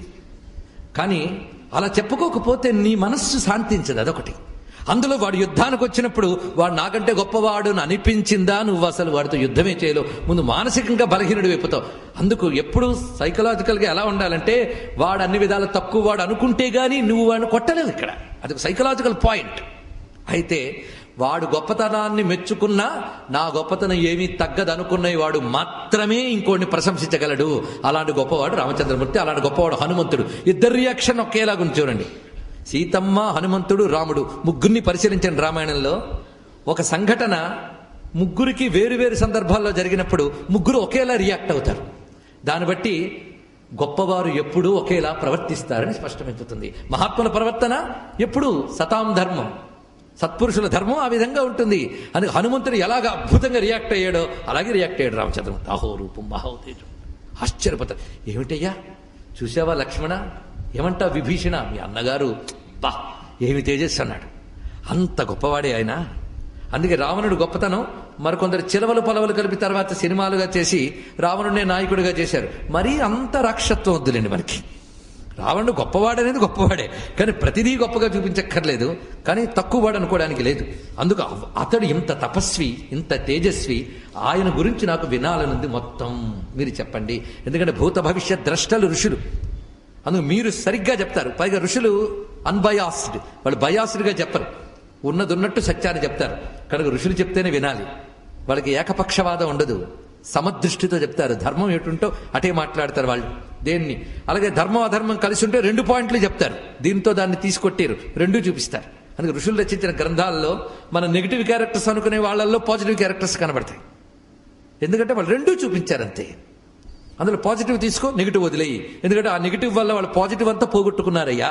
ఇంత తపస్సు ఇంత కూడా పరస్త్రీ వ్యామోహంతో పోగొట్టుకున్నాడు వాడు. చాలదు, నువ్వు ఎంత తపస్సువైనా ఎంత సంపాదించినా ఒక్క అధర్మం చాలు నేను మొత్తం దెబ్బతీసేయడానికి అని. అది ఇచ్చిన సందేశం చాలదా? ఈ ఒక్క సందేశం రామాయణం ఇచ్చినది, ఇది యూనివర్సల్ మెసేజ్ కాదా? ఆలోచించండి. ఇప్పుడు చెప్పండి, రామాయణం యూనివర్సల్ ఎపిక్ కాదా? సమస్త మానవజాతికి సంబంధించింది కాదా? నువ్వు ఎన్ని సాధించినా, ఎంత గొప్పదనం సాధించినా, విద్య సాధించినా, జ్ఞానం సాధించినా, అధికారం సాధించినా, శక్తి సాధించినా, ఆయుష్ సాధించినా, ఆరోగ్యం సాధించినా, ధర్మం ఒక్కటి లోపిస్తే అవన్నీ కట్టకట్టుకుపోతాయని ఒక మహా మెసేజ్ ఇచ్చింది రామాయణం. చాలదు, ఇది గ్రహించవలసింది మనం. అందుకు తాదృశ విక్రమాన్విత సుత ప్రభవంబునకు అధికారణంబౌ దశకంటు జన్మము తదన్వయ పద్ధతి తత్తపో మహత్వాదులు తత్రిలోక విజయంబును మున్నగు చర్యలెల్ల పుణ్యోదయులార గోప్య దశ నొందిన ఓపక ఆనతీయరే. అడుగుతున్నది రామచంద్రమూర్తి ఎలా అడుగుతున్నాడంటే, నేను వినడానికి అర్హుడనైతే ఆ రావణుడి యొక్క తపస్సేమిటి, అతని గొప్పతనం ఏమిటి, అవి గోప్యంగా ఉంచాలి అని మీకు అనిపిస్తే అనిపించవచ్చుగాక, కానీ ఆ గోప్యమైన విషయం నీకు చెప్పవచ్చు అని మీకు అనిపిస్తే నాకు చెప్పండి అన్నాడు. అలా అడగాలండి, అంతేగాని తన సింహాసనం మీద కూర్చున్నాడు గనక అదేదో చెప్పండి నాకు అని అనలేదు. ఎంత వినయంగా. ఎందుకంటే ఒక విద్య వినడానికి అర్హత కావాలి, ఆ అర్హత నాకుందా అనే వినయం ఉండాలి, అంతే. ఆ కారణం చేత అంత రాముడు కూడా ఆ రావణుని యొక్క జన్మ రహస్యములు వినడానికి శక్యం యది మయా శ్రోతుం అది అన్నాడు. నేను వినడానికి గాని యోగ్యుణ్ణైతే, ఈ మాట 2-3 మార్లు అంటాడండి. యోగ్యుడనైతే అది గోప్యమైనప్పటికీ నాకు చెప్పాలి అని మీకు అనిపిస్తే, అందుకు నేను అర్హుణ్ణి అనిపిస్తే చెప్పండి. అందుకే మహాత్ముని ఎప్పుడైనా విద్యను అడిగేటప్పుడు నా డౌట్ ఉందండి తీరుస్తారా, ఎప్పుడు రమ్మంటారని కాదు, నాకు ఆ విద్యని తెలుసుకునే అర్హత ఉందా, అర్హత ఉందని మీకు అనిపిస్తే చెప్పండి. ఇంత వినయం ఉండాలండి. అలాంటి వినయం ఉంది కనుకనే ఆయన రామచంద్రమూర్తి అయ్యాడు. ఒక్కొక్క రోజున రామచంద్రునిలో ఉన్నటువంటి ఆ డివైన్ క్వాలిటీస్ లేదా ఒక కంప్లీట్ హ్యూమన్ క్వాలిటీస్ లేదా పర్ఫెక్ట్ హ్యూమన్ క్వాలిటీస్ ఏమిటో పట్టుకోగలిగిన వాళ్ళకి ఒక నమస్కారం చేసుకుంటున్నాను నేను ఇక్కడ. ఇప్పటికే 2-3 చెప్పుకున్నాం. అందులో ఆ వినయం ఎంత చక్కగా ప్రదర్శించాడు. అప్పుడు నీకంటే ఎవడయ్యా యోగ్యుడు, చెప్తాం విను అని అత్యద్భుతమైన రావణ కథని ఇక్కడ వివరిస్తున్నారు. ఇది విస్తారమైన రావణ కథ. ఇది చెప్పుకుంటే సుమారు 15 రోజులు అద్భుతంగా కాలక్షేపం చేయొచ్చు. దాంతోనే నెట్టేస్తారేమిటి అని అనొద్దు. చక్కగా ఎలా సంక్షిప్తం చేసుకోవాలో కూడా గురువుల పాదాలు పట్టుకుని నేర్చుకున్న విద్యతో చెప్తాం ఇక్కడ. పురా కృతయుగే రామ ప్రజాపతి సుత ప్రభు పులస్త్యో నామ బ్రహ్మర్షి సాక్షాదివ పితామహ. నాయనా, పురాకృతయుగే, కృతయుగంలో కానకప్పుడు ప్రజాపతి సుతుడు అనగా బ్రహ్మదేవునికి పుత్రుడైనటువంటి బ్రహ్మర్షి ఉన్నాడు, పులస్త్యుడు. పులస్త్యుడైనటువంటి మహాత్ముడు. ఇతడు సాక్షాదివ పితామహ, బ్రహ్మంతటి వాడే, బ్రహ్మమానసపుత్రుడు. ఆ మహాత్ముడు అన్ని విధములా బ్రహ్మతో సమానమైన కీర్తి కలిగిన వాడు సాధన చేసుకోవడానికి తపస్సుకై మేరు పర్వతానికి చేరుకున్నాడు అని. ఎందుకంటే మహాత్ములు నిరంతరం తపోనిష్ఠులు ఉంటారు, వారి ధర్మం అది, మహర్షుల ధర్మం తపస్సు. ఆ తపస్సుకై వారు మేరు పర్వతం యొక్క పార్శ్వంలో తృణబిందువు అనేటువంటి రాజర్షి యొక్క ఆశ్రమ ప్రాంతంలో సాధన చేస్తున్నాడు. ఎందుకంటే మనం కూర్చుని ఎక్కడో జపం చేసుకోవచ్చు, ఇది బాగుంది కదా అని, మనకు తెలియదు అది ఏ ఋషి ఆశ్రమ ప్రాంతము. వారు అనుగ్రహిస్తేనే మీరు మఠం వేయగలరు, లేకపోతే 2 నిమిషాలు లేచిపోతారు అక్కడి నుంచి. అందుకే సాధన చేసుకుందాం ఒక చోటకి వెళ్తాం, వెంటనే ఏదో కబురు వస్తుంది, వచ్చేస్తాం. ఎందుకు? ఆ ఋషులు వీడిక్కడ యోగ్యుడు కాడని తరిమి కొట్టారని అర్థం అనమాట. మనకు తెలియదు, అది వాళ్ళు కనబడక్కర్లేదు, వాళ్ళు అనుగ్రహిస్తారు. ఇవన్నీ రహస్యములండి. మొత్తానికి మేరు పర్వతం యొక్క పార్శ్వభాగమనందు తృణబిందు అనేటువంటి రాజర్షి ఆశ్రమ ప్రాంతంలో ఈ మహర్షి చాలా కాలం తపస్సు చేసుకుంటున్నాడు. అయితే దివ్యమైన పర్వత ప్రాంతాల్లో, హిమాలయాదుల్లో గాని మేరు పర్వతాదుల్లో గాని ఇప్పటికీ కూడా దేవతలు ఋషులు సంచరిస్తూ ఉంటారు. తపో ఋషిలో ఉన్న వాళ్ళకి కనిపిస్తూ ఉంటారు. అక్కడికి అనేకమైనటువంటి ఋషికన్యలు, నాగకన్యలు, రాజర్షి కన్యలు, అప్సర స్త్రీలు క్రీడించుకోవడం కోసం వచ్చేవట వివిధ విహారాలు. ఈయనకి తపోభంగం కలిగేది. ఆయనకు ఒకరోజు కోపం వచ్చి, ఇక్కడికి ఎవరైనా వస్తే నేను గాని చూస్తే వాళ్ళు వెంటనే గర్భవతులు వదురుగాక అని చెప్పించండి. మరి ఎలాగోలా తప్పించుకోక తప్పదాయన, గర్భవతులు అవుతారని చెప్పించాడు. వెంటనే ఒక్కడు రాలేదు అక్కడికి, హాయిగా తపస్సు చేసుకుంటూ కూర్చున్నాడు ఆయన. అయితే ఈ విషయం తెలియక సాక్షాత్తు ఆ తృణబిందు అనే రాజర్షి యొక్క పుత్రిక అక్కడికి వచ్చిందిట. తెలియక పాప అమాయకురాలుగా వచ్చి, అప్పుడు ఈయన వేదాన్ని వల్లివేస్తున్నాడు. ఆ వేదాధ్యయనం చేస్తూ పరవశించి అక్కడ కూర్చుండిపోయిందని. ఆయన నేత్రములు మూసుకుని వేదాన్నంతటినీ వల్లివేసిన తర్వాత కళ్ళు తెరిచి చూశాడు. ఆయన కోపంగా చూడలేదు, ఏమీ లేదు.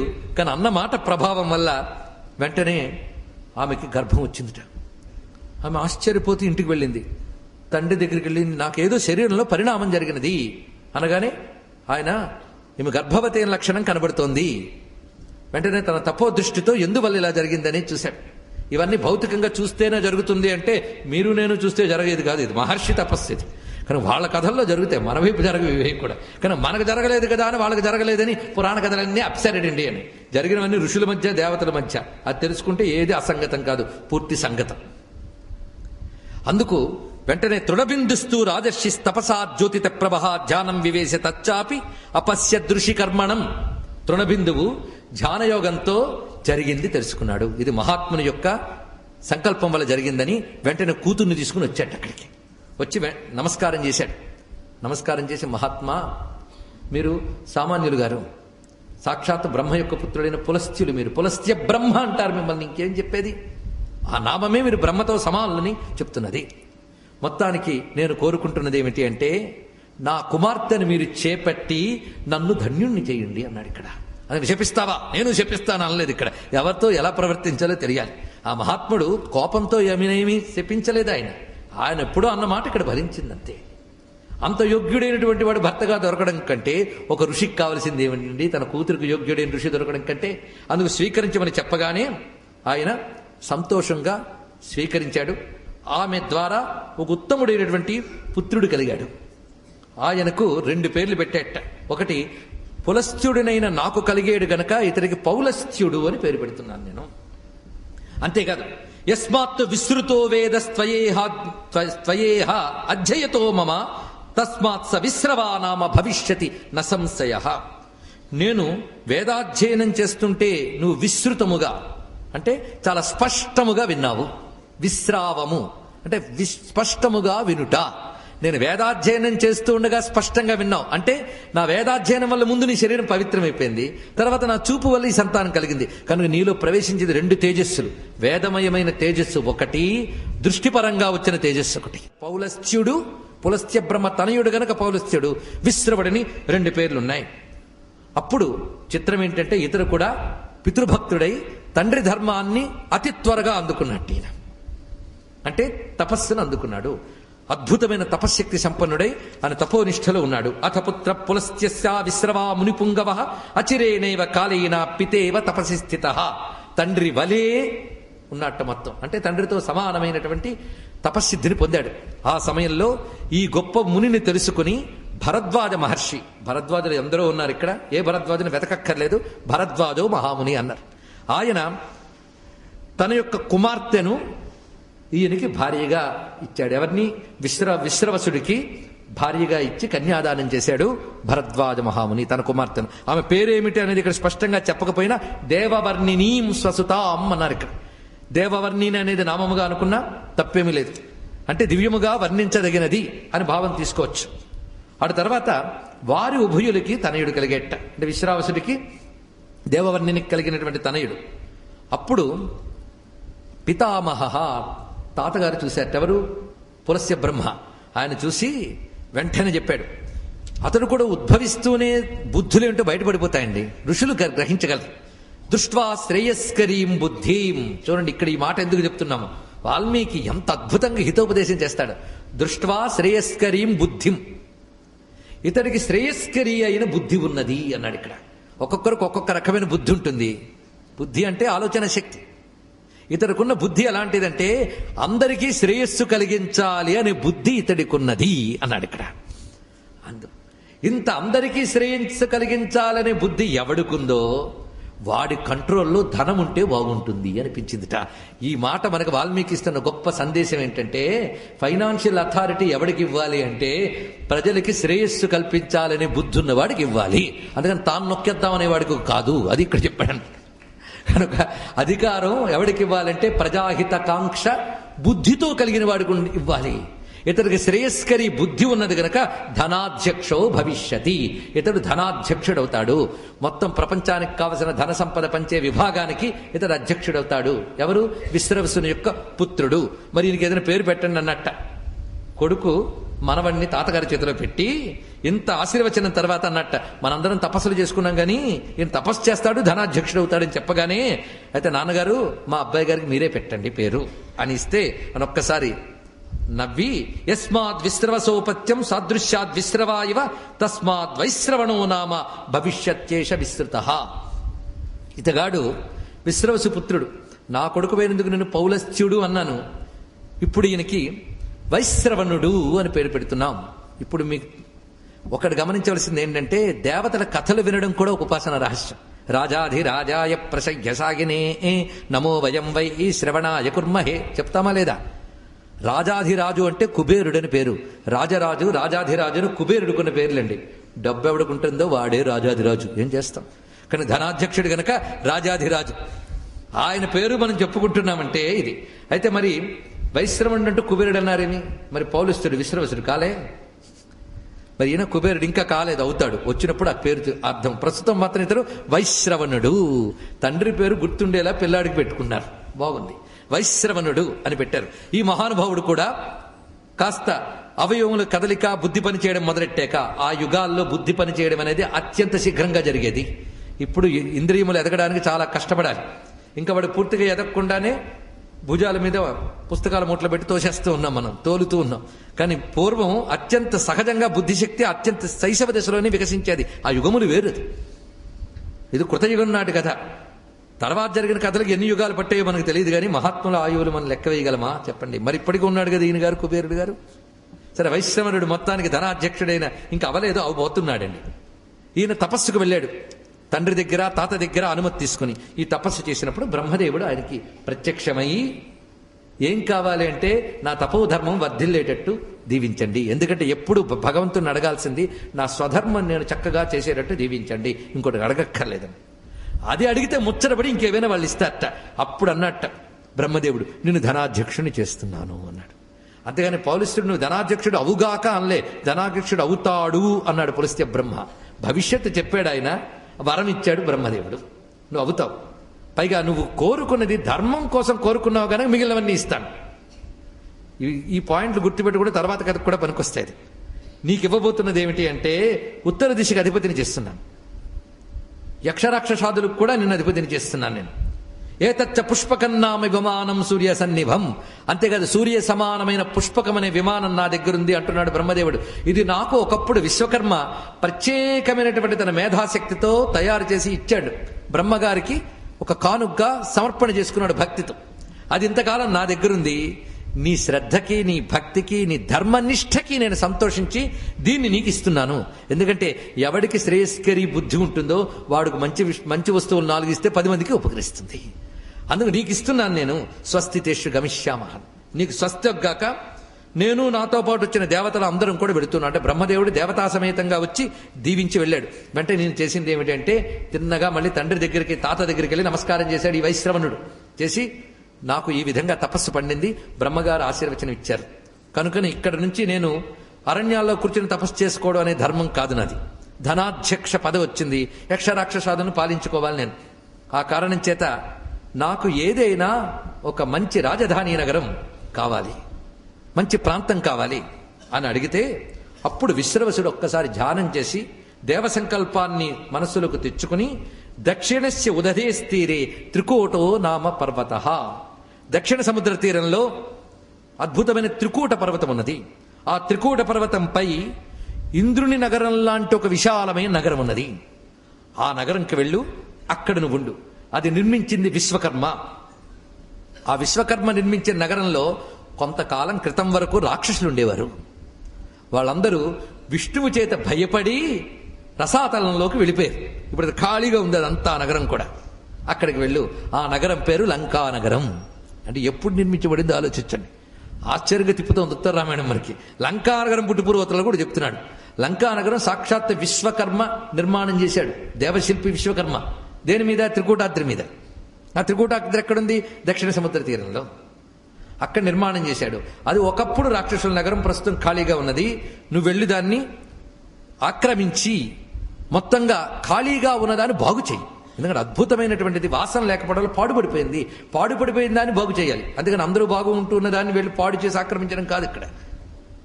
అక్కడ పాడుపడిపోయిన దాన్ని నువ్వు బాగు చేసి దాన్ని అభివృద్ధి చెయ్యు అని చెప్పిన వెంటనే అది తన తండ్రి గారి ఆజ్ఞగా స్వీకరించి ఆయన తిన్నగా అక్కడికి చేరుకున్నాడు.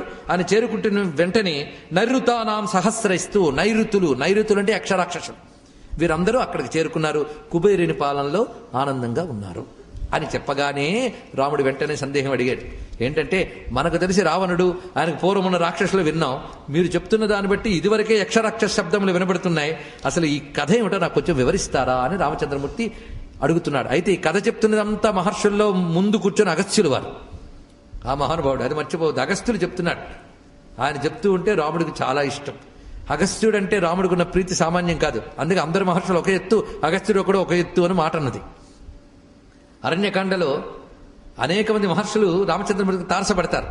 కానీ రాముడు ఎప్పుడు వస్తాడని ఎదురు చూస్తున్న మహర్షులే వాళ్ళందరూ. శరభంగుడు కానివ్వండి, సుతీక్ష్ణుడు కానివ్వండి, ఇత్యాదులు అందరూ కూడాను.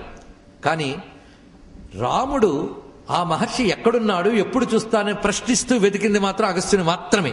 అగస్త్యుడు ఎక్కడున్నాడు అని అడుగుతూనే వెళ్ళాడు ఆయన. ఆ అగస్త్యుడే ఆయనకి విష్ణు సంబంధమైన ధనువని అక్షయ తూణీరములను ఇచ్చాడు. అక్కడి నుంచే రామచంద్రమూర్తి యొక్క అసలు అవతారం ఒక మలుపు తిరిగిందండి. అప్పుడు అగస్త్యుడు చెప్పిన చోటే పంచవటిలో ఆశ్రమం నిర్మాణం చేసుకున్నాడు. అక్కడి నుంచే కదా కథ తిరిగిందంతా. ఇక్కడ ఉంటేనే కథ జరుగుతుందిలే అన్నాడు అగస్త్యుడు. చివరికి ఇంకా రావణ వధ చెయ్యాలి అంటే ఈ మహానుభావుడు వచ్చి ఆదిత్య ఉదయం ఇచ్చాడు. మళ్ళీ ఇంతమంది మహర్షులు వచ్చినా అగస్త్యుడే మొదట కూర్చొని కథ చెప్తున్నాడు. మహర్షులు తెలిసిన కథ అయినా వింటూ ఉన్నారు. ఎందుకంటే మహర్షులు చెప్పే కథలు ఎన్ని మాలైనా వినాలి. ఎందుకంటే మహర్షులు చెప్తున్నప్పుడు విన్న కథలోంచి మళ్ళీ వింటున్నప్పుడు ఎన్ని సందేశాలు ఇస్తారో మనకు తెలియదు. ఇక్కడ మహాత్ములు చెప్పింది అలా వినాలి. అందుకే ఇతర ఋషులు వింటున్నారు వాళ్ళతో పాటు. రామచంద్రమూర్తి పరమాసక్తితో వింటున్నాడు ఇక్కడ. ఎందుకంటే ఆదర్శప్రాయమైన మానవ సార్వభౌముడిగా ఆయన కొత్తగా వింటున్నాడు. ఆయన ఋషులు కథలు చెప్తుంటే వినడం భలే సరదా. చిన్నప్పుడు ఆ సరదా తీరింది విశ్వామిత్రుడి వల్ల, శతానందుడి వల్ల. ఇప్పుడు పట్టాభిషేకం అయ్యి తీరిగ్గా కూర్చుని మరోసారి తీర్చుకుంటున్నాడు సరదా. ఎందుకంటే ఋషులు చెప్పే కథ ఎంత అందంగా ఉంటుందో రాముడు అన్నట్టుగా విశ్వనాథ వారు అన్నారు కల్పవృక్షంలో. ఈ ఋషులెవ్వరు చెప్పిన సార కథా కథన మొక్కచాయని నడచును వీరంతర్ద్రష్టలు బహుధా రూపిత సూక్ష్మతర కథాంశులు జుమ్మి అన్నాడు. ఇక్కడ ఋషి కథ చెప్తే ఎలా ఉంటుందో తెలుసా? వాళ్ళ కథ లోపల భాగాన్ని చెప్తారట, పైపైన చెప్పరు. అంతర్ద్రష్టలు గనక పైగా కథలో ఉన్నటువంటి చిన్న సూక్ష్మ అంశాలని విస్తారం చేసి చక్కగా చూపిస్తారు వాళ్ళు. బహుధా రూపిత సూక్ష్మతర కథాంశాలు, అది ఋషులు చెప్పే తీరు. అలాంటి తీరులో చెప్తూ ఉన్నాడు ఇక్కడ అగస్త్య మహర్షి కథంతటిని. అందుకు రామా, సృష్టి ఆరంభంలోనే బ్రహ్మదేవుడు సృష్టి చేయాలన్నప్పుడు జలము బాగా ఉన్నది. ఆయన సంకల్పం చేత, నారాయణుడిచ్చిన అనుగ్రహం చేత వివిధ రకాలైన ఉపాధులు సృష్టింపబడుతున్నాయి. అప్పుడు 2 రకాల సత్వములు వచ్చాయన్నాడు. 2 రకాల జాతుల సత్వములు. సత్వములు అంటే ప్రాణులు. ఎలాంటి ప్రాణులు అనేది మనం చెప్పలేం. మనం కూడా ప్రాణులమేగా, ఎందరో ప్రాణులు. అలా 2 రకముల సత్వములు వచ్చాయి. ఆ సత్వములు క్షుత్పిపాసాభయార్ధిత, ఆకలి దప్పులతో బాధపడుతున్నాయట. వస్తూనే మాకు ఏదైనా కావాలి, మేమేం చేయాలని అడిగట. అప్పుడు జలం మాత్రమే ఉన్నది. ఆయన ఈ జలాన్ని రక్షిస్తూ ఉండండి అన్నట్టు. అందులో మళ్ళీ తీవ్రమైన ఆకలి గొట్టుగాళ్ళు కొందరున్నారు, అంత ఆకలి లేని వాళ్ళు కొందరున్నట్ట. ఆకలి గొట్టుగాళ్ళు ఏమన్నారంటే, రక్షామైతి తత్రాన్యై, వాళ్ళు రక్షామ, మేము రక్షిస్తామన్నట్ట. ఆకలి బాగా ఉన్నటువంటి వాళ్ళు. అంత ఆకలి లేని వాళ్ళు యక్షామ అన్నట్ట. యక్షామ అంటే పూజిస్తాం. రక్షామహ యక్షామహ. రక్షామహ అంటే రక్షిస్తాం, యక్షామహ అంటే పూజిస్తామన్నట్ట. యక్షామహ అన్న వాళ్ళందరినీ యక్షులు అని పేరు పెట్టాడు, రక్షామహ అన్న వాళ్ళందరినీ రాక్షసులని పేరు పెట్టాడు. ఇది అదే రాక్షసులు అనగానే ప్రతిసారి దుర్మార్గులు అనుకోవద్దు. ఎవడో కొద్దిమంది ఉన్నారు, మానవుల్లో కూడా లేరు. అయితే మానవ జాతంతో దుర్మార్గం అంటావా? రాక్షసులు కూడా మహాత్ములు అన్నారు. ఇంకొక రహస్యం తెలుసుకోవాలి. సూర్యభగవానుడి రథం వస్తున్నప్పుడు ఆ రథం నడిపేటువంటి శక్తుల్లో దేవతలు, గంధర్వులు, అప్సరసులు, రాక్షసులు అందరూ ఉంటారు. లోక నిర్వహణ శక్తుల్లో రాక్షసులు ఒక భాగము. రాక్షసులను కూడా నమస్కారం చేసుకోవాలి. అందుకే దిశలలో రాక్షసులకు ప్రత్యేకమైన దిశ ఉన్నది, నైరుతి. వాళ్ళని అక్కడ నమస్కారం చేసుకోవాలి. వాళ్ళ అనుగ్రహం కూడా మనకు కావాలి. ఎందుకంటే ఎవరైనా పెద్ద ఆయన వెళ్ళేటప్పుడు అనేక మంది మీద పడుతుంటే పక్కన పండి అని బలంగా తోసేవాళ్ళు ఉండాలి, లేకపోతే వాడు ఎలా వెళ్ళగలడు? ఈయన పరమ సాత్వికంగా తొలగడు అంటే ఎవడు తొలగడు, తోసేవాళ్ళు ఉండాలి. అలాంటి వాళ్ళే రాక్షసులు కూడా. వాళ్ళు ఆ బలం చూపించకపోతే ఎవడు బాగుండడు. వాళ్ళ రక్షణ కోసం కావాల్సి, అందుకే రక్షామహ అన్నారు కానీ వాళ్ళు ఆ పనికి పెట్టాడు. కనుకనే సూర్య నమస్కారాల్లో ఈ రాక్షసులను కూడా నమస్కరించిన పద్ధతి ఉన్నది. ఇవన్నీ సంప్రదాయాలు, వైదిక సంప్రదాయాలండి. రాను రాను వాటికి దూరం అయిపోయాం. కేవలం పైన కథలు చూసుకుంటూ కబుర్లు ఆడుకుంటూ ఇదే పెద్ద హిందూ ధర్మం అనుకుంటున్నాం. అసలు చెప్తే మతిపోతుంది ఇక్కడ. కానీ అసలు చెప్పుకోవలసిన కాలం వచ్చింది. అందుకు అవి గ్రహించవలసిన అంశములు. అందుకే రక్షామహ యక్షామహ అన్న దానిలో ఇంత ప్రత్యేకత ఉన్నది. ఆ ఉభయులు కూడా రాక్షసులు అయ్యారు. ఇందులో వాళ్ళు క్రమంగా దుర్మార్గులు క్రమంగా కొందరు అయ్యారు, అందరూ అని కాదు. ఎందుకంటే వాళ్ళకి రక్షించే శక్తి ఉన్నప్పుడు శక్తిని ఇంకోలా కొందరు వినియోగించుకోవచ్చు. దానికి ఏం చేస్తాం? చేతిలో గన్నుంది, సెక్యూరిటీ గార్డుకు ఉంటుంది, ఎక్కడో అడవుల్లో కూర్చొని గొడవలు చేసే వాళ్ళకి ఉంటాయి. ఇద్దరికి ఉంటాయి. కానీ ఎవరిని గౌరవిస్తాం మనం? వీడినైతే మన పక్కన పెట్టుకు తిప్పుకుంటాం. వాడిని తిప్పుకోగలవా? అదొకటి. అందుకే ఇక్కడ ఆయుధం ఉన్నంత మాత్రాన అందరూ ఒకటి కాదు, రాక్షసులు అన్నంత మాత్రాన అందరూ దుర్మార్గులు కాదు. ఇది తెలుసుకోవాల్సింది. అందుకే ఈ విషయంలో అలా క్రమంగా ఇందులో ఒక మహానుభావులు ఇద్దరు పుట్టారయ్యా అన్నాడు. వాళ్ళు హేతి ప్రహేతి అన్నారు. హేతి ప్రహేతి. నిజానికి ఎప్పుడైనా మౌనంగా కూర్చొని ఆలోచిస్తుంటే వేదంలో ఇచ్చిన శబ్దాలు కానీ పురాణాల్లో ఇచ్చిన శబ్దాలు వాడు డీకోడ్ చేసుకోగలిగితే పెద్ద కష్టపడక్కర్లేదండి. దాని అర్థం మీరు భావించగలిగితే ఇందులో ఏదో సింబాలిజం ఉందనిపిస్తుంది. హేతి అంటే కత్తి, ఆయుధం. ప్రహేతి అంటే గొప్ప కత్తి, అంత మరేం లేదు. ఆయుధ శక్తి, రక్షించాలంటే ఆయుధ శక్తి ఉండాలి కదా. ఈ ఆయుధ శక్తి హేతి, అది ఇక్కడ. అందుకే ప్రతిదీ కూడా పాత్ర లేదని నేను అన్ను గాని ఒక శక్తి యొక్క పెర్సానిఫికేషన్ అక్కడ పాత్ర ఇది. ఎందుకంటే కేవలం పైన వింటే ఆనందించే వాళ్ళు మాత్రమే ఇక్కడ లేరు. లోతుగా చెప్తే గ్రహించగలిగే జ్ఞానులు ఉన్నారని నేను చెప్తున్నాను ఇక్కడ. అసలు లోతుగా చెప్తే గానీ అర్థం కాని జ్ఞానం ఉన్న మతమే హిందూ మతం, గుర్తుపెట్టుకోండి. అంత లోతైన మతంలో మనం పుట్టాం. ఇప్పుడు హేతి అంటే ఆయుధం, రక్షకుడు. వాళ్ళ దగ్గర ఉండవలసింది అదే కదా. ఈ హేతి ఏం చేశారంటే పెళ్లి చేసుకొని సరదా పుట్టింది ఇద్దరికి. కాబట్టి సరదా వాడిది ఏం చేస్తాం, తోడు కావాలనిపించింది. మరి ఎవరు చూస్తారు? నేనే వెతుక్కుంటాను ఆ పెళ్ళాన్ని. బయలుదేరెట్ట తిన్నగా. ఎవరిని చూసాడు? సకాల భగినీం కన్యాం భయాం నామ మహాభయీం. కాలుడు యొక్క సోదరిని, ఆమె పేరు భయాట, ఆవిని పెళ్ళాడేట.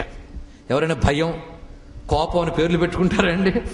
ఇక్కడే మనకు తెలిసిపోతుంది ఇదేదో అద్భుతంగా మనిషి ఏదో మెసేజ్ ఇస్తున్నాడు, మనం తెలుసుకోలేకపోతున్నాం అనేటువంటిది. కాలుడి సోదరి భయం అన్నాడు. అంటే భయం కాలం వల్లే కలుగుతుంది, అవునా లేదా? ఒక ఆయన పాపం తెగ ఏడుస్తున్నట్ట, డబ్బులు లేవు, డబ్బు వచ్చింది, మళ్ళీ ఏడుస్తున్నట్టు. ఎందుకంటే వచ్చిందంతా ఉంటుందో లేదోనండి అని. ఇది ఒక బాధ. రాకముందు ఒక బాధ, వస్తే ఏమైపోతుందో అని ఒక బాధ. పదవి అంతే, రాకముందు వరకు రాలేదని బాధ, వచ్చాక ఉంటుందో లేదో అని బాధ. అన్నీ అంతే ఇక్కడ వచ్చేది బాధ. కానీ కాలం సోదరి భయం అనడంలో ఆ రెండు ఒకే కడుపులోంచి వచ్చినవే ఇక్కడ. వాణ్ణి హేతిగాడి పెళ్ళాడెట్ట. ఎవరిని? భయాన్ని హేతి పెళ్ళాడిందిట. అంటే ఆయుధము భయము కలిసి ఉంటాయి. అందుకే ఆయుధాన్ని చూస్తే భయం పుడుతుంది, అవునా లేదా? ఆయుధం పట్టుకుని భయం రాదా? అందుకే అంత వాచ్మైనా ఊత్తే పడిపోయేవాడైనా వాడి చేతిలో ఒక ఆయుధం పెడతాం మనం, అప్పుడు మనకి హాయి, అవునా లేదా? నమస్త్వాయుధాయనే ఆయుధినే అన్నాం కదా. నమస్త్వాయుధినేచ శతధన్వనేచ రుద్రంలో ప్రార్థించుకున్నాం. ఆయుధం ధరిస్తే అదొక అందం. అందుకే మన దేవతలకు కూడా ఆయుధాలు ఉంటేనే మనకు ధైర్యం. అందుకని వాళ్ళు కూడా ఖాళీ చేతులతో కనిపిస్తే మనకు చాలదు, ధైర్యం చాలదు, అంతే కదా. సెక్యూరిటీ గార్డు ఈరోజు సరదాగా గన్ తీసుకురాకుండా వచ్చానండి అంటే ఆ మంత్రి గారికి ఎంత భయం అండి బాబోయ్, బయటకు వెళ్ళాడు. కానీ ఆయుధం ఉండాలి, అది హేతి. ఆ హేతి ఉంటేనే వాడికి భయం. కానీ హేతి భయం భార్యాభర్తలు అయ్యాయా లేదా చూడండి, ఇది ఆశ్చర్యం. ఇలా ఉంటే మన కథలన్నీ కూడా ఆలోచిస్తే. కానీ హేతి ఎవరిని పెళ్లి చేసుకున్నాడు? భయాన్ని పెళ్లి చేసుకున్నాడు. ఇంకా వాళ్ళిద్దరికీ మరొకడు పుట్టేట, విద్యుత్ కేశ వాడి పేరు. భలే భలే ఉన్నాయి, కొత్తగా ఉన్నాయని పెట్టుకోవద్దు, రాక్షసుల పేర్లు ఇవన్నీ కూడా. విద్యుత్ కేశుడు, మెరుపు తీగల్లాంటి కేశాలంటే వాడికి. వాడు హేతిపుత్ర, వీడు మహాబలవంతుడండి. వీడిని కన్న వెంటనే కొండ మీద వదిలేసి వచ్చింది తల్లి. ఎందుకంటే ఈ పిల్లల్ని పెట్టుకుంటుంటే సంసారంలో సుఖపడ్డం కష్టమని. ఇలాంటి వాళ్ళు ఉంటారంటే ఉన్నారు.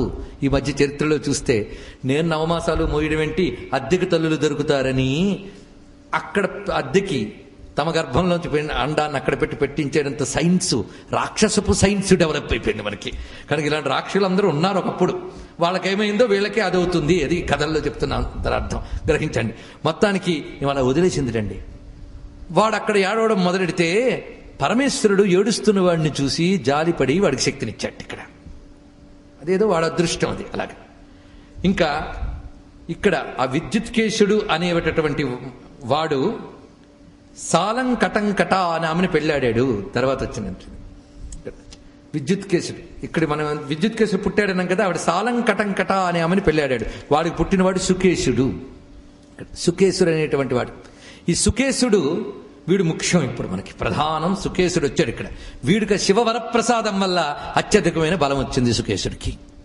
దానితో ఈయన యొక్క గొప్పతనం తెలుసుకుని, ఈయన మహాత్ముడిని తెలుసుకుని, ఒక గంధర్వుడు తన కుమార్తెనిచ్చి వివాహం చేసేట. గంధర్వుడు అంటే మీకు అసురజాతి గంధర్వజాతి ఎలా కలుస్తోంది చూడండి ఇక్కడ. ఎందుకంటే దివ్యజాతులు అవన్నీ కూడా, అనక అవన్నీ సమ్మేళనం అవుతున్నాయి ఇక్కడ, కాంబినేషన్స్ అన్నీ. ఇది ఒక పెద్ద రహస్య విద్య ఇదంతా పరిశీలిస్తే. పురాణం పెర్సన్స్ గా చూపిస్తుంది, కానీ శక్తిగా చూస్తే విశ్వనిర్మాణ విజ్ఞానం ఇందులో కనబడుతూ ఉంటుంది. ఇందులో ఇది ఆలోచించకుండా ఆలోచించగలిగే వాళ్ళు, ఆలోచనని వెడిమిర్చి చెప్పే సమయం నాకు లేదు, సూచన మాత్రం ఇచ్చాను ఇక్కడ. సూచనని పట్టుకుని ఆలోచించగలిగే మేధావులు ఎందరో ఉన్నారు, వాళ్ళకు నమస్కారం. ఇక్కడ విషయానికి వస్తున్నారు కదా. ఈ సాలంకటంకట అనే ఆమె తన పుత్రుని విడిచిపెడితే శివుని అనుగ్రహం చేత అతడు వర్ధిల్లాడు. అప్పుడు చేరదీసేట తల్లిదండ్రులు. వాడి పేరు సుకేశుడు. ఈ సుకేశుడు ఒక గంధర్వుడు ఆయన వద్దకు వచ్చి నా కుమార్తెను వివాహమాడు అని బతిమలాడుకున్నట్టు. ఇలాంటి మహాత్ముడు ప్రతాపవంతుడు శివవరప్రసాది అని అన్నాడు. ఆ గ్రామణి అనేటువంటి గంధర్వుడు అతడు. ఆయన కుమార్తె పేరు ఇక్కడ దేవవతి. తస్య దేవవతి నామ ద్వితీయా శ్రీరివాత్మజ. ఆమె గంధర్వకాంత. ఆమెని ఈ సుకేశుడు అనేటటువంటి ఈ సాలంకటంకట విద్యుత్కేశుల యొక్క పుత్రుడు, ఆ పుత్రుడికిచ్చి వివాహం చేశారు ఇక్కడ. ఇప్పుడు ఆ సుకేశుడికి మళ్ళీ వివాహం జరిగినది. 3 పుత్రులు కలిగారు. ఎవరికి? దేవవతి ద్వారా కలిగినటువంటి 3 పుత్రులు వారు. వాళ్ళు మాల్యవంతం, సుమాలించ, మాలించ, బలినాం వరం అన్నాడు ఇక్కడ. ఇక్కడ 3 గురించి మాల్యవంతుడు, సుమాలి, మహాబలవంతుడైన మాలి, 3 ఉన్నారు ఇక్కడ. ఇక్కడ మనకు కొంచెం రామాయణ కథ టచ్ అవుతుంది. ఈ మాల్యవంతుడు రావణాసురుడు కాలంలో ఆయనకు సహకారిగా చిట్ట చివరి వరకు ఉంటాడు. రాముడు విష్ణువు అని చెప్పిన వాళ్ళల్లో విభీషణుడి తర్వాత మళ్ళీ మాల్యవంతుడే. అంటే వీళ్ళందరూ కూడా దుర్మార్గులు తర్వాత అయ్యారు, కానీ ముందు కాదు. అందుకే మాల్యవంతుడు, సుమాలి, మాలి 3 ఎవరి పుత్రులు? సుకేశునికి, దేవవతికి కలిగినటువంటి పుత్రులు. ఇదంతా మనం హేతి ప్రహేతులు యొక్క హేతి యొక్క సంతాన పరంపర. ఇదంతా కూడా రాక్షసులు వీళ్ళు. అయితే వీళ్ళు 3 ఎలా ఉన్నారంటే శివుడు 3 కళలా ఉన్నట్ట. అంత తీవ్రమైనటువంటి ప్రతాపం కలిగినటువంటి వారు. వీరు 3 అద్భుతమైన తపస్సులు చేశారు. ఈ తపస్సుల వల్ల వాళ్ళకి బలం వచ్చింది. ఆ బలంతో ఎప్పుడైతే వీళ్ళు పుంజుకున్నారో, వీళ్ళు సహజంగా దేవతల పట్ల వైరం కలిగిన వారు గనక బలవంతులైనటువంటి 3 లభించగానే తాము దేవతలను ఓడించి తమ రాజ్య విస్తారం చేసుకోని బుద్ధి పుట్టింది వీళ్ళకి. సుకేశుడు కూడా ప్రోత్సహించాడు పుత్రుల్ని, ఆ పని చేయండి, మేం చేయలేని మీరు చేస్తున్నారు. ఎందుకంటే తండ్రి తీర్చుకోలేని కొన్ని కోరికలు పుత్రుల ద్వారా తీరుతూ ఉంటాయి. అందుకే son is the extension of father అంటారు కదా. ఆ విధంగా ఈ 3 కూడాను ఇతను పురెక్కించాడు. పైగా తపోబలం ఉన్నది కదా. ఈ తపోబలంతో వీళ్ళు బయలుదేరట ఎక్కడికి? దేవలోకం మీదకి. ఈ వార్త తెలిసి ఇంద్రాదులు వీళ్ళు తపోబలం ఉంది గనక మనం వీళ్ళని ప్రస్తుతం ఎదుర్కొనలేవు అని పారిపోయారు. వీళ్ళు ఇక్కడి నుంచి ఖాళీ అయిన అమరావతిని మొత్తం ఆక్రమించారు. ఇది కాక వాళ్ళకు కోరిక పుట్టింది. విశ్వకర్మ దగ్గరికి వచ్చి ఏదైనా గొప్ప నగరాలు ఇవి కానివి ఏవైనా ఉన్నాయా, ఉంటే చెప్పండి, మేము అక్కడికి వెళ్తాం అన్నట్టు. అంటే అప్పుడు విశ్వకర్మ చెప్పాడు, ఈ ఇంద్రుడి కోసం మేము ఒక అద్భుతమైన ఒక నగరాన్ని దక్షిణ సముద్ర తీరంలో త్రికూట పర్వతం మీద నిర్మాణం చేశాము. అక్కడ ఆ నగరం ఉన్నది. ఇప్పుడు వీళ్ళు అన్ని చోట్ల నుంచి పారిపోయారు. ఎవరు? దేవతలు. ఇక్కడ అమరావతి నుంచి, అక్కడి నుంచి, అన్ని చోట్ల నుంచి వెళ్ళిపోయారు గనక అది మీకు ఇంకా బాగుంటుంది, అటువైపు వెళితే ఉంటే బాగుంటుంది అని సూచించాడు. వెంటనే అది స్వర్ణమయంగా నిర్మాణం చేసేట. ఎందుకంటే అమరావతిలో ఉన్న ఇంద్రుడే నాకు మరో గొప్ప చోటు కావాలనిపిస్తే చేశారంటే అంతకంటే గొప్పది.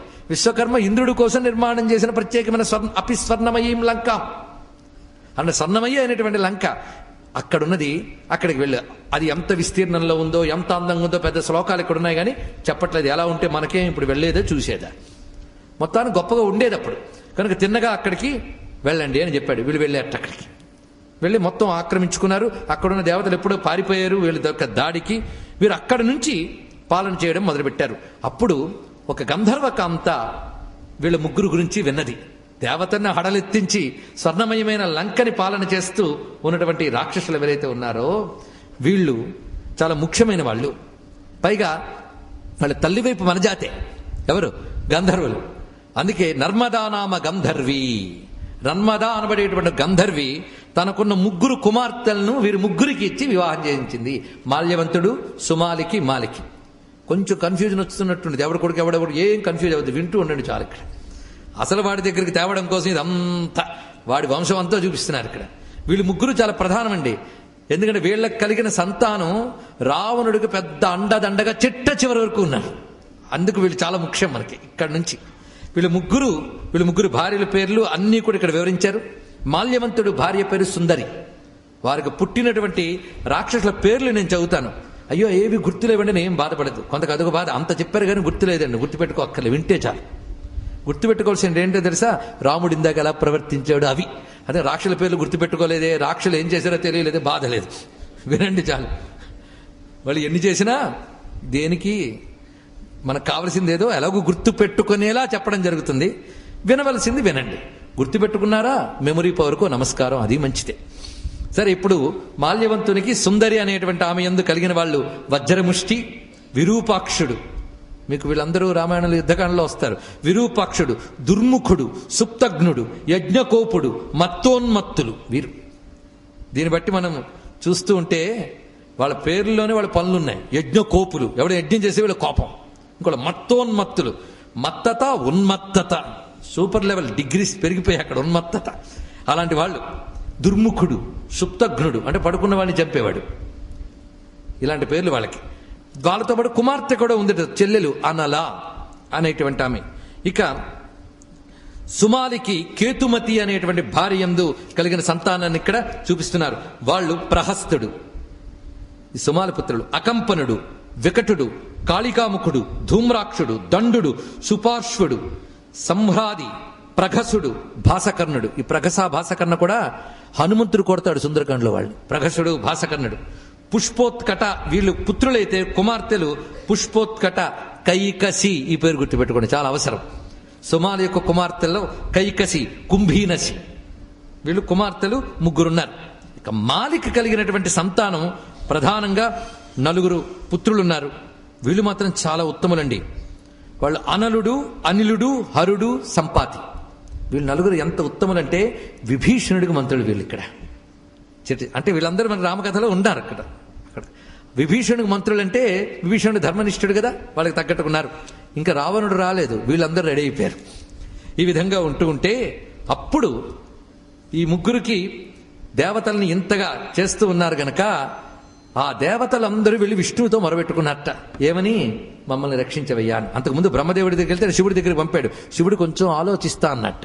ఎందుకంటే వీళ్ళకి మూలమైన సుకేశుడిని శివుడు అనుగ్రహించాడు కనుక నా అనుగ్రహం పొందిన సుకేశుడి యొక్క సంతానం వీళ్ళని నేను ఎలా కొడతా? ఆయనకు కొంచెం జాలి కాదు, ఇది డివైన్ రూల్. ఇది తెలియాలి. ఇది తెలియ కొందరు ఏమంటారంటే శివుడు రాక్షస పక్షపాతని కాదు.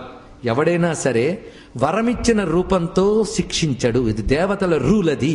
అందుకే భస్మాసురుడికి వరమిచ్చినా ముల్లోకాలు భస్మం చేయగలిగిన పరమేశ్వరుడు భస్మాసురుడి చెయ్యి వేస్తాడంటే భయపడతాడా? కొంచెం ఆలోచించాలి. కానీ ఏ రూపంతో వరమిచ్చాడో ఆ రూపంతో చేయకుండా చేసిన పనికి ఇంకో రూపంతో కొట్టించాడు. అదే ఆయన పని. అందుకే ఆయన సూచన ఇచ్చాడు. ఏమని? సుకేశం నేను కొట్టలేనయ్యా, విష్ణువు దగ్గరికి వెళ్ళండి అన్నాడు. మరి అదెందుకు చెప్పడం అండి? వీళ్ళు చెప్పకపోయినా ఆ పని చేస్తారు వాళ్ళు. ఆయన దగ్గరికి వెళ్తారు ఈయన వదిలిస్తే. కానీ ఈయన కొట్టాడు అంతే, తాను వేసిన చెట్టు. అందుకే పురాణంలో బ్రహ్మదేవుడు ఒక మాట అంటాడు, తాను పెంచిన విషపు చెట్టు మీద కూడా మమకారం ఉండడం సహజమయ్యా అంటాడు. ఇది లోకంలోనే మనం చూస్తూ ఉంటాం. అలాగే దేవతలకు నియమం ఉంది. ఏ రూపంతో వారు తనను ఉపాసించారో ఆ రూపంతో వారిని శిక్షించకూడదు, వాళ్ళ నియమం అది. ఇలాంటి దేవతా నియమాలు తెలియకుండా పురాణ కథని పైన చూస్తూ ఉంటే అంతరార్థాలు తెలియవు. మొత్తానికి శివుడు ఇప్పుడు ఏం చెప్పాడు? నారాయణుడు ప్రేరేపణ చేశాడు. వీళ్ళందరూ నారాయణమూర్తి దగ్గరికి వెళ్ళారు. అప్పుడు నారాయణమూర్తి నేను రక్షిస్తానన్నాడు. వీళ్ళు వెళ్ళడం, నారాయణమూర్తితో చర్చ చేయడం, ఇదంతా మెసేజ్ వచ్చేసిందిట. ఎందుకంటే వాళ్ళ న్యూస్ నెట్వర్క్ ఏం తక్కువ. సుమాలి వాళ్ళకి అంత అద్భుతమైన నెట్వర్క్ ఉంది. అటువంటి రాజనీతిజ్ఞులు గనక. ఎందుకంటే రాజనీతిలో వార్త ఒకటి. వార్త అంటే ప్రపంచపు నడవడిక, అంటే న్యూస్ అని కాదు, ప్రపంచపు తీరు అని వార్త. అందుకే అన్వీక్షకి త్రయీ వార్త దండనీతి అని రాజనీతి శాస్త్రం 4 రకాలుగా ఉన్నది. ఇప్పుడు మనకు ఆ శాస్త్రాలు తెలియవు. అవి మంత్రాలు తంత్రాలు కావు, పొలిటికల్ అడ్మినిస్ట్రేషన్ ఆ 4 శాస్త్రములు. అలాంటివన్నీ చదివి మనం భారతదేశంలో వ్యాప్తి చేస్తే అప్పుడైనా మంచి పాలకులు మనకు బాగా వస్తారని ఆశిద్దాం మనం. అంత అద్భుతమైన శాస్త్రములు ఇవి. కనుకనే త్రయీ వార్త అది అనమాట. అది వాళ్ళకు ఉన్నది. అందుకు ఈ మెసేజ్ వాళ్ళకి వెళ్ళిపోయింది, విష్ణువు దాకా వీళ్ళు వెళ్ళారని. కనుక వాళ్ళు విష్ణువుని తీసుకుని మన మీదకి వచ్చే లోపల మనమే దాడికి వెళదామని వెళ్ళారు. వీళ్ళు వెళ్ళేటప్పుడు పెట్టుకున్నది విష్ణువుతో అద్భుతమైన యుద్ధం. కొన్ని సర్గలు రచించాడు ఇక్కడ వాల్మీకి, కానీ నేను అంత చెప్పట్లేదు. చిట్ట చివరికి ఏం జరిగిందో చెప్పుకుంటే చాలు. ఇందులో మనకి మాలి అనేవాడైతే చెప్పాడో వాడు దెబ్బతినేశాడు, మరణించాడు యుద్ధంలో. ఇంకా సుమాలి మాల్యవంతుడు పారిపోవడం మొదలుపెట్టారు. కానీ పరమాత్మ విజృంభణ ఇక్కడ ఎంత రమణీయంగా చూపిస్తాడండి. ఆ మహానుభావుడు శంఖచక్ర గదాపద్మధారి గరుడ వాహనారుడే ఒక్కడు ఆ శంఖచక్రాదులతో చేసినటువంటి యుద్ధకేళి చాలా అద్భుతంగా వర్ణిస్తాడు వాల్మీకి ఇక్కడ. ఈ విధంగా మొత్తం చేసిన తర్వాత మాల్యవంతుడు సుమాలి పారిపోతూ మాల్యవంతుడి మధ్యలో రోషం పుట్టుకొచ్చి వెనక్కి తిరిగేటవాడు. ఆ తిరిగితే చితగా బాధెట్టు నారాయణుడు తన ఆయుధాలతో. దానితో మూర్చిపోయాడు, మరణించలేదు కానీ మూర్చిపోయాడు. అది చూసి సుమాలి పారిపోయాడు, తెలివైనవాడు. తర్వాత తేరుకుని మాల్యవంతుడు కూడా అదే పని చేశాడు. ఆఖరికి ఇక్కడున్నా దొరికిపోతామేమో విష్ణువుకి అని అప్పుడు వాళ్ళందరూ కూడా లంకని విడిచిపెట్టి రసాతలానికి వెళ్ళిపోయారు. ఇప్పుడు వచ్చే మనం లంకని విడిచిపెట్టి వీళ్ళందరూ రసాతలానికి వెళ్ళిపోయారు. ఇంతకాలం వాళ్ళు పాలించిన లంకని విడిచిపెట్టడం వల్ల అది ఖాళీ అయింది. ఆ ఖాళీ అయిన చోటుకి ఇక్కడ వైశ్రవుణ్ణి పంపించాడు. ఇప్పుడు లింక్ కలుపుకోండి. కనుక ఇప్పుడు రాక్షసులు ఎలా ఖాళీ చేశారో తెలుసా? అంటే రాక్షసుల చోటు ఖాళీ అయిపోతే విభీషణుడు వెళ్ళి ఆక్రమించాడా? దేవతల చోటుని రాక్షసులు ఆక్రమిస్తే పోనీలేని ఉపేక్షిస్తే తర్వాత ఖాళీ అయితే వీడు వెళ్ళి ఆక్రమించాడే గాని అదేం వాళ్ళ సొంత సొత్తు ఏం కాదు. ఇది తెలుసుకోవాల్సింది. ఈ విధంగా ఎప్పుడైతే జరిగినదో అప్పుడు ఈ కథను వర్ణించాడు. ఈ విధంగా నారాయణుడు విజృంభించి సుమాలి మొదలైన వాళ్ళందరూ కొట్టాడు. వాళ్ళకు పుట్టిన పుత్రులు ఈ మాల్యవంతుడు వీళ్ళందరూ సామాన్యులు అనుకున్నారా? అప్పుడు నారాయణుడు వాళ్ళను కొడితే వాళ్ళందరినీ కొట్టిన నువ్వు మాత్రం నారాయణుడివి కావా అన్నాడు అక్కడ. ఇది ఇక్కడ చూపించాడు. అందుకే ఆ నారాయణుడేవే నువ్వు. ఏ త్వయా నిహితాస్తేతు పౌలశ్చానామ రాక్షసాః సుమాలి మాల్యవాన్ మాలి ఏ చేతేషాం పురస్సరాః. ఇప్పుడు వీళ్ళందరూ పౌలశ్చులు ఎలా అయ్యాలో చెప్తాను నేను. ఇంతవరకు కూడా పౌలశ్చులు కాలేదు. వీళ్ళు ఎలా అయ్యారో చెప్తాను. మొత్తానికి ఇప్పుడు ఏం జరిగింది, వాళ్ళందరూ రసాతనంలో కూర్చున్నారు. రసాతనంలో కూర్చున్నా కొంచెం అప్పుడప్పుడు తలెత్తి చూస్తున్నట్ట మన లంక ఎలా ఉన్నది. ఇదివరకు ఉండేవాళ్ళం కదా, ఇంతవరకు పాడుపడినప్పుడు పట్టించుకోలేదు. అంతే, మనం చెయ్యలేక వదిలేస్తామండి. ఎవడో వచ్చి బాగు చేస్తాడు, బాగు చేసాక అది నాది అని మళ్ళీ వస్తాం. అలాంటి దౌర్భాగ్య పరిస్థితి ఇక్కడ. వీళ్ళందరూ చిత్తగించారు. ఇప్పుడు ఏం జరిగింది, మళ్ళీ పరిస్థితి వచ్చింది. అప్పుడు తిన్నగా చూసి సుమాలి ఆ లంక నుంచి గమనిస్తున్నాడు. ఎప్పుడు కూడా పుష్పక విమానం వేసుకుని అక్కడెక్కడో మేరు పర్వతం దగ్గర ఉన్నటువంటి తండ్రి దగ్గరికి తాత దగ్గరికి వెళుతూ ఉన్నట్ట. ఎవరు? వైశ్రవణుడు. నిత్యం వెళుతూ ఉన్నవాడిని చూస్తూ సుమాలు అనుకున్నాడు, అబ్బా ఎంత గొప్పగా ఉంది ఈయన తేజస్సు. పైగా మొత్తం విశ్వంలో ధనానికంతరికి అధ్యక్షుడు, యక్షులకి ప్రభువు, కొంతమంది నైరుతులకి ప్రభువు ఇతడు. పైగా ఉత్తర దిశాధిపతి, దిగ్దేవత కూడా అయ్యాడు ఈయన. ఇంత మహానుభావుడు అయ్యాడు ఇతను. దిగ్దేవత అయినటువంటి ఇతడు, ధనాధ్యక్షుడైన ఇతడు ఇంత తేజస్సుతో ఇంత గొప్పగా ఉన్నాడు అంటే మన వాళ్ళల్లో కూడా ఎవడో ఒకడు ఇలా ఉంటే బాగుంటుంది అని కోరిక పుట్టిందండి. ఎవరికి? సుమాలకి. అప్పుడు ఆరా తీశాడు. ఇతడెవడు అంటే విశ్రవసు యొక్క పుత్రుడు. కనుక ఇలాంటి గొప్ప వాడు కావాలి అంటే నేను నా ప్రయత్నం చేస్తాను అని సుమాలి తన ముగ్గురు పుత్రికల్లో ఒకరైనటువంటి పుష్పోత్కట, కైకసి చెప్పుకున్నాం కదా, ఆ కైకసి అనేటువంటి ఆమెని తీసుకుని చెప్పెట్ట, నువ్వు విశ్రవసుడు తపస్సు చేసినటువంటి చోటున్నది, అక్కడికి వెళ్ళు, ఆయన్ని వరించు, ఆయన ద్వారా నువ్వు మంచి సంతానం పొందితే అతడు ఆ వైశ్రవుడంతటి వాడవుతాడు అన్నాడు.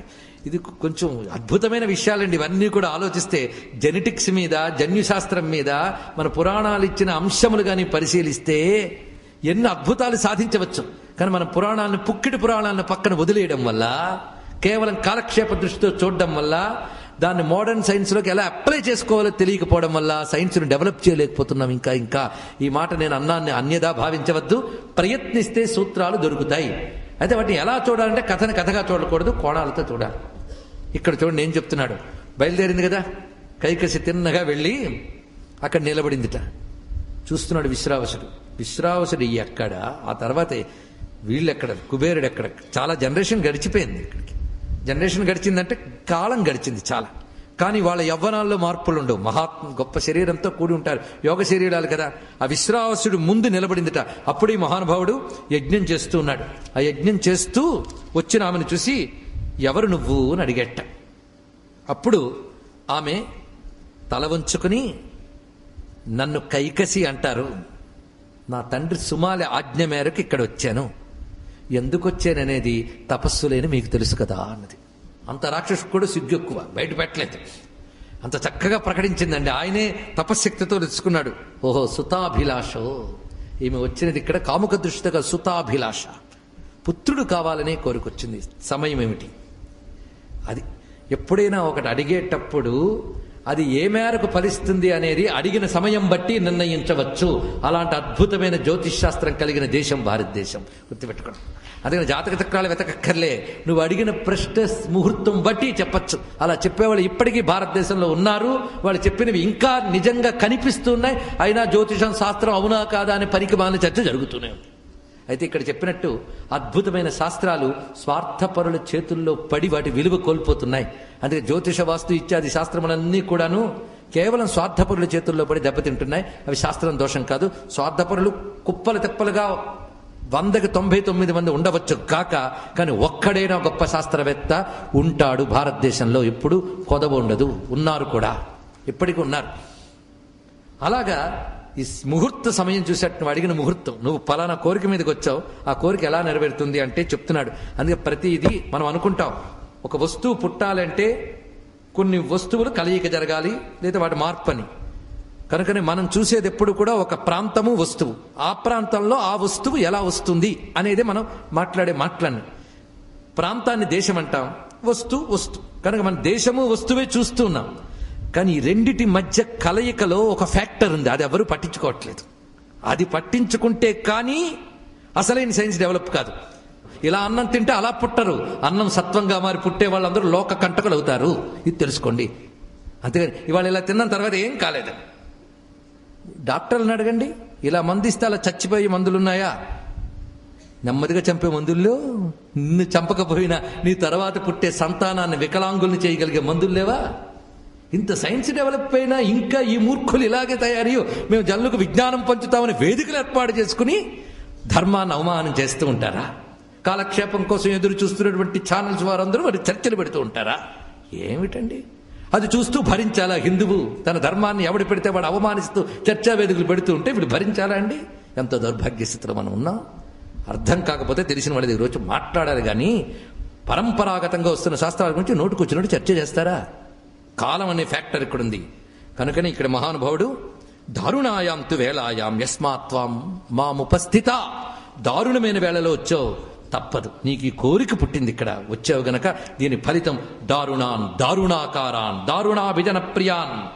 దారుణమైన వాళ్ళు, దారుణమైన ఆకారం కలవారు, దారుణులకి ప్రీతిపాత్రులైన వారు. మరి వాళ్ళందరూ కలిస్తేనే వేదికలు మండళ్ళు తయారవుతాయి దేశం మీద పడి ఏడిపించడానికి. కనుక వీళ్ళందరూ తయారవుతారు. అలాంటి వాళ్ళు పుడతారు. ఏం చేస్తామంటే వెంటనే మా నాన్న అన్నాడు, నీలాంటి తేజస్వి, నీలాంటి మహాత్ముడు, నీలాంటి ధర్మం చూసావా? మీ నాన్న నన్ను నిన్ను చూసాడే కానీ మధ్యలో టైం అనేదాన్ని చూడలేదు. ఇక్కడే మనకు కథ చెప్తుంటారు. ఒక మహారాణి, నాకంటే మీకే అక్క తెలుసు, ఒక మహారాణి ఆ దేశంలో పెద్ద పాయింట్కి ఉత్తరం రాసిందిట. ఆవిడ ఇంకా యువతి. నేను చాలా అందగత్తిని, నువ్వు చాలా మేధావి, మనిద్దరం పెళ్లి చేసుకుంటే మేధావి అని అందగాడు పుడతాడని. రివర్స్ అయితే అన్నాడు ఆయన, నీ మేధస్సు వచ్చి నా అందం వస్తే వాడే పోతాడన్నాడు. నోరు మూసుకుంది ఆవిడ. ఎప్పుడు రివర్స్ అవుతాయో తెలుసా? అది ఇది కాంబినేషన్ కావాలంటే కాలం సరిగ్గా చూడగలగాలి. అందుకే గర్భాధానాది సంస్కారములు పెద్దవాళ్ళు పెట్టడంలో ఎన్ని ఉన్నాయో దీన్ని బట్టి ఆలోచించుకోండి. ఇవన్నీ ఉంటాయి. అంతేగాని మేము భార్యాభర్తలం కనుక అర్ధరాత్రైన సంధ్యాకాలాలు ఇవన్నీ అతిక్రమించరాదు, నియమాలు ఉన్నాయి. అది ఇక్కడ అంత నియమబద్ధంగా జీవిస్తేనే అది భార్యాభర్తల దాంపత్యం అంటారు. నియమరహితంగా ప్రవర్తిస్తే భార్యాభర్తలది కూడా పశుత్వమే. ఇది తెలుసుకోవాల్సింది. నియమబద్ధమైన జీవనమే భారతీయ గృహస్థాశ్రమం. కాలానికి అంత ప్రాధాన్యం ఉన్నది. అందుకే సత్సంతానం, ధర్మబుద్ధి కలిగిన సంతానం పుట్టింది. ఇప్పుడు ఈ కైకసి భయచకితురాలే ఎప్పుడైతే ఈ మాట అన్నదో, నేచ్ఛామి సుదురాచారాన్, నాకు దురాచారవంతులను పుత్రులొద్దు, భగవాన్ ఈదృశాన్ పుత్రాన్, పైగా ఎవరి వల్ల? బ్రహ్మవాదిన, బ్రహ్మవేత్తవైన నీ నుండి నాకు అలాంటి వాళ్ళ వద్దొద్దు. నాకు నీలాంటి వాడు కావాలి అంటే, నువ్వు నాలాంటి వాడు కావాలని ఒక మంచి బుద్ధి నీకు పుట్టింది కనుక నా తపఫలంగా నీకు పుట్టిన వాళ్ళలో ఒకడు మాత్రం ఉత్తముడు పుడతాడు సుమా అని అభయం ఇచ్చాడు. చెప్పిన ప్రకారంగా సంతానం కలిగింది. మొట్టమొదటి వాడు పుట్టడమే వికృతంగా 10 తలకాయలతో పుట్టేట. వాడికి పెట్టిన పేరు దశగ్రీవో భవిష్యతి. తండ్రి పెడుతున్నాడు పేర్లు. ఎవరు? విశ్రవసో బ్రహ్మ. పులస్య బ్రహ్మ పుత్రుడు, వైశ్రవుడి తండ్రి విశ్రవసు. ఆయన పెట్టాడు ఈ పేరేమని? దశగ్రీవ. ఇదే ఆయనకు పెట్టిన పేరు. దశకంఠుడు, దశగ్రీవుడు, ఇదే వ్యవహారం. తస్య త్వనంతరం జాత కుంభకర్ణో మహాబల. మొహాలు చూస్తే జాతకాలు తెలుస్తున్నాయి మహానుభావుడికి. మరి ఇలాంటి పేర్లు కాక ఇంకేం పెడతాడు ఇక్కడ? ఈ విధంగా పెట్టాడు. ఆ తర్వాత పుట్టినది స్త్రీమూర్తి. వీళ్ళిద్దరు తర్వాత పుట్టింది. తత శూర్పణఖా నామా సంజజ్ఞే వికృతానన. ఆవిడ గోళ్లు చూస్తేనే మహా అందంగా ఉన్నాయట, చేటంతా. అందుకే శూర్పనఖ. శూర్పం అంటే చేట, నఖం అంటే గోళ్లు. రకారం ఉన్న శబ్దంలో నా అయిపోతుంది. అందుకే శూర్పణఖ అని ఈమెకు పేరు వచ్చింది. ఇక ఆ తర్వాత పుట్టినాడు విభీషణశ్చ ధర్మాత్మ కైకస్యా పశ్చిమస్సుత. ఆఖరి కలిగిన వాడు విభీషణుడు. ఇలాగా వీళ్ళు చక్కగా పెరుగుతూ, వాళ్ళు పెరుగుతున్నప్పుడు వాతావరణం ఎలా ఉన్నాయో వర్ణించాడు. నక్కలు ఓడలు వేసేయట, ఆకాశం నుంచి రక్తపు చుక్కలు పడ్డాయట, భూమి కంపించింది. ఎవరు? మొదటిద్దరు పుట్టినప్పుడు, ముగ్గురు పుట్టినప్పుడు. వీడు పుట్టినప్పుడు మాత్రం చల్లటి గాళ్ళు వేసి మొత్తం కామైంది ప్రశాంతంగా. భీషణుడు పుట్టినప్పుడు వాతావరణంలో అంత ప్రభావం చూపించగలిగేవారు, మామూలు వాళ్ళు కారు వాళ్ళు. ఆ విధంగా జరిగినది. అప్పుడు చిత్రం ఏంటంటే, వీడు పుడుతూనే కుంభకర్ణుడు చేసిన పని ఏమిటంటే, ఆ దగ్గర వనానికి వెళ్ళి అక్కడ ఉన్నటువంటి మహర్షులు కొందరు దేవతలను నోట్లు వేసుకొచ్చట, బఠాన్ గింజలు తిన్నట్టు. ఎందుకంటే వాడు ఆకారమే అంతుంది. వాడికి ఒకరిద్దరు ఆనరు. వాడికి అంతమంది చేతిని హ్యాండ్ ఫుల్గా ఉంటే గానీ వాడు హ్యాండ్ ఫుల్ కావాలంటే అందరూ పట్టాలి. అది కూడా వచ్చింది బాధ. అటువంటి భయంకరమైన మహాశరీరం వాడిది. వాళ్ళ నోట్లు వేసుకు తిరుగుతున్నాడు వాడు. ఇలాగ మొత్తం అల్ల కల్లోలం చేస్తున్న అడవుల్ని. వెంటనే అప్పుడు సుమాలు అన్నట్ట, ఇదిగో నేను ఎవరిని ఆదర్శంగా తీసుకుని మీ అమ్మని అక్కడికి వెళ్ళమన్నాను, వాడు మహా తపస్సు చేసేట, మీరు కూడా తపస్సు చేస్తే బాగుంటుంది అన్నాడు. అప్పుడు కైకసి తల్లి పిలిచి, చూడు వైశ్రవణుడు అని మీ నాన్నకి మరొక ఆమె ఎంత కలిగిన వాడు ఉన్నాడు, వాడు లంకలో ఉన్నాడు. ఈ లంక ఒకప్పుడు మంది తెలుసా? అదొకటి మళ్ళీ ఒక లంక మనది, అవును కదా, ఉన్నది ధ్వంసం చేసి వాళ్ళది కట్టుకుని తర్వాత మంది మాకు ఇచ్చేయండి మేము ఇవ్వం అని వాళ్ళు మనం ఇప్పటికీ చూస్తూనే ఉన్నాం. ఇంకా చెప్పాలా? అలాంటి పరిస్థితుల్లో మనమే ఉన్నాం. అచ్చం ఈ కదే రాక్షసుల ప్రవృత్తి. కైకసి చెప్తోంది, నువ్వు వైశ్రవణుడు ఇంత వాడయ్యాడంటే తపస్సు వల్ల. నువ్వు తపస్సు చెయ్యి, నాకు వాడితో సమానమైన కొడుకు కావాలి. పుట్టగానే ఇంత ఒళ్ళేసుకుని లాభం లేదు, అంత గొప్పవాడివి నువ్వు కావాలి అంటే ఒట్టు పెట్టేట రావణాసుడు. సత్యంతే ప్రతిజానామి భాతృతుల్యోధికోపివా. అయితే మా అన్నగారితో సమానమైన అవుతాను, లేదా ఆయనకంటే పెద్ద అధికుణ్ణే అవుతాను తప్ప ఆయనకంటే తక్కువ ఉండను. అందుకు నువ్వు మనసులో చింత పెట్టుకోకు, అది సాధించే వరకు తపస్సు చేస్తాను. మేము ఆశ్రమానికి వెళ్తామని బయలుదేరారు. ముగ్గురు అన్నదమ్ములు కలిసి బయలుదేరారు. గోకర్ణ శాస్త్రవం శుభం. గోకర్ణానికి చేరుకున్నట్ల తపస్సుకి. దక్షిణాపథంలో కదా వాళ్ళు ఉన్నది. గోకర్ణానికి చేరుకున్నారు. అక్కడికి వెళ్ళి తపస్సు చేస్తున్నారు. ఈ తపస్సు చేస్తూ ఉండగా బ్రహ్మదేవుడు తపస్సుకు ఫలితంగా రావాల్సిందే, తప్పదు కదా. ఆయన వచ్చాడు. ఏం కావాలయ్యా అని అడిగాడు. ఈ ఘట్టం చాలా జాగ్రత్తగా వినండి, ఈ ఘట్టం ముఖ్యం. అడిగింది ఏంటంటే, నాకు చావు లేకుండా ఉంటే చాలు అన్నట్ట. చాలా సింపుల్. ఏముంది, నేను చావకుండా ఉంటే చాలా అమరత్వం అని. ఆయన అన్నాడు, అది తప్ప ఇంకేదని ఇస్తాను పో అన్నాడు ఇక్కడ. ఎందుకంటే అమరత్వం అనేటువంటిది ఉన్నదే, ఇది అందరికీ లభించేది కాదు. సృష్టిలో ఎప్పుడో ఒకడు వెళ్ళిపోవలసిందే. ఇంకేదైనా కోరుకో, తపస్సు చేసావు ఇస్తానన్నాడు. ఇక్కడ అమరత్వం ఇవ్వను అన్నవాడు మరొకడికి ఇస్తాడు. అది ఎందుకన్నాడని చూడు. అందుకు నేను జాగ్రత్తగా వినాలన్నా. నీకు అమరత్వం ఇచ్చేది లేదు పో అన్నాడు. అనగానే వెంటనే ఆలోచించి చాలా తెలివిగా 2 చేతులు దోజిలించి అంటున్నట్ట. పైగా ఇతను మాట్లాడిన తీర్లు కూడా డైరెక్ట్ అడగడమే. నేను తపస్సు చేశాను, నువ్వు ఇస్తావు, ఏముందయ్యా అని. మనకు ఉపాసకుడు అన్నాడండి, మాకు భక్తి గిక్తి జాంతానాయ్, మేము హోమం చేస్తాం, ఆ దేవత మాకు ఇవ్వాల్సిందే అన్నాడు. ఓహో, అందుకే ఉపాసన భక్తి ఒకటి కాదని అప్పుడు నాకు తెలిసింది. చాలా మంది ఉపాసన భక్తులు కలిపేస్తారు. ఉపాసన వేరు, భక్తి వేరు. భక్తి అనేది అందరికీ దొరకదు. 1,000,000 మంది దేవుణ్ణి పూజించే వాళ్ళు ఉండొచ్చు, 1,00,000 కొలది ఉపాసకులు ఉండొచ్చు. భక్తుడు మాత్రం 1,000,000 దొరకడు కూడా కష్టం. గుర్తుపెట్టుకోండి. మీకు తెలియాలంటే భక్తి వైభవం ఇదే దేవాదాయ ధర్మాదాయ శాఖ ఛత్రం కింద మనం చెప్పుకున్నాం గతంలో. అది మననం చేసుకోండి చాలు. మొత్తానికి బ్రహ్మదేవుని వీళ్ళు కేవలం తపస్సు చేశారు. వీళ్ళు ఉపాసకులే, భక్తులు కారు వీళ్ళు. అప్పుడు కృతాంజలితో అడగగానే అడిగింది తెలివిగా ఆలోచించాడు. అమరత్వం ఇవ్వనని అడగనక మరొకటి ఆలోచించాడు. అదేమిటంటే సుపర్ణనాగ యక్షాణం దైత్యదానవ రాక్షసాం అవధ్యోహం ప్రజాధ్యక్ష దేవతానంచ శాశ్వత. నేను కోరుకుంటున్నది సుపర్ణులు అంటే గరుడ జాతి, నాగజాతి, యక్షజాతి, దైత్యులు, దానవులు, రాక్షసులు, దేవతలు.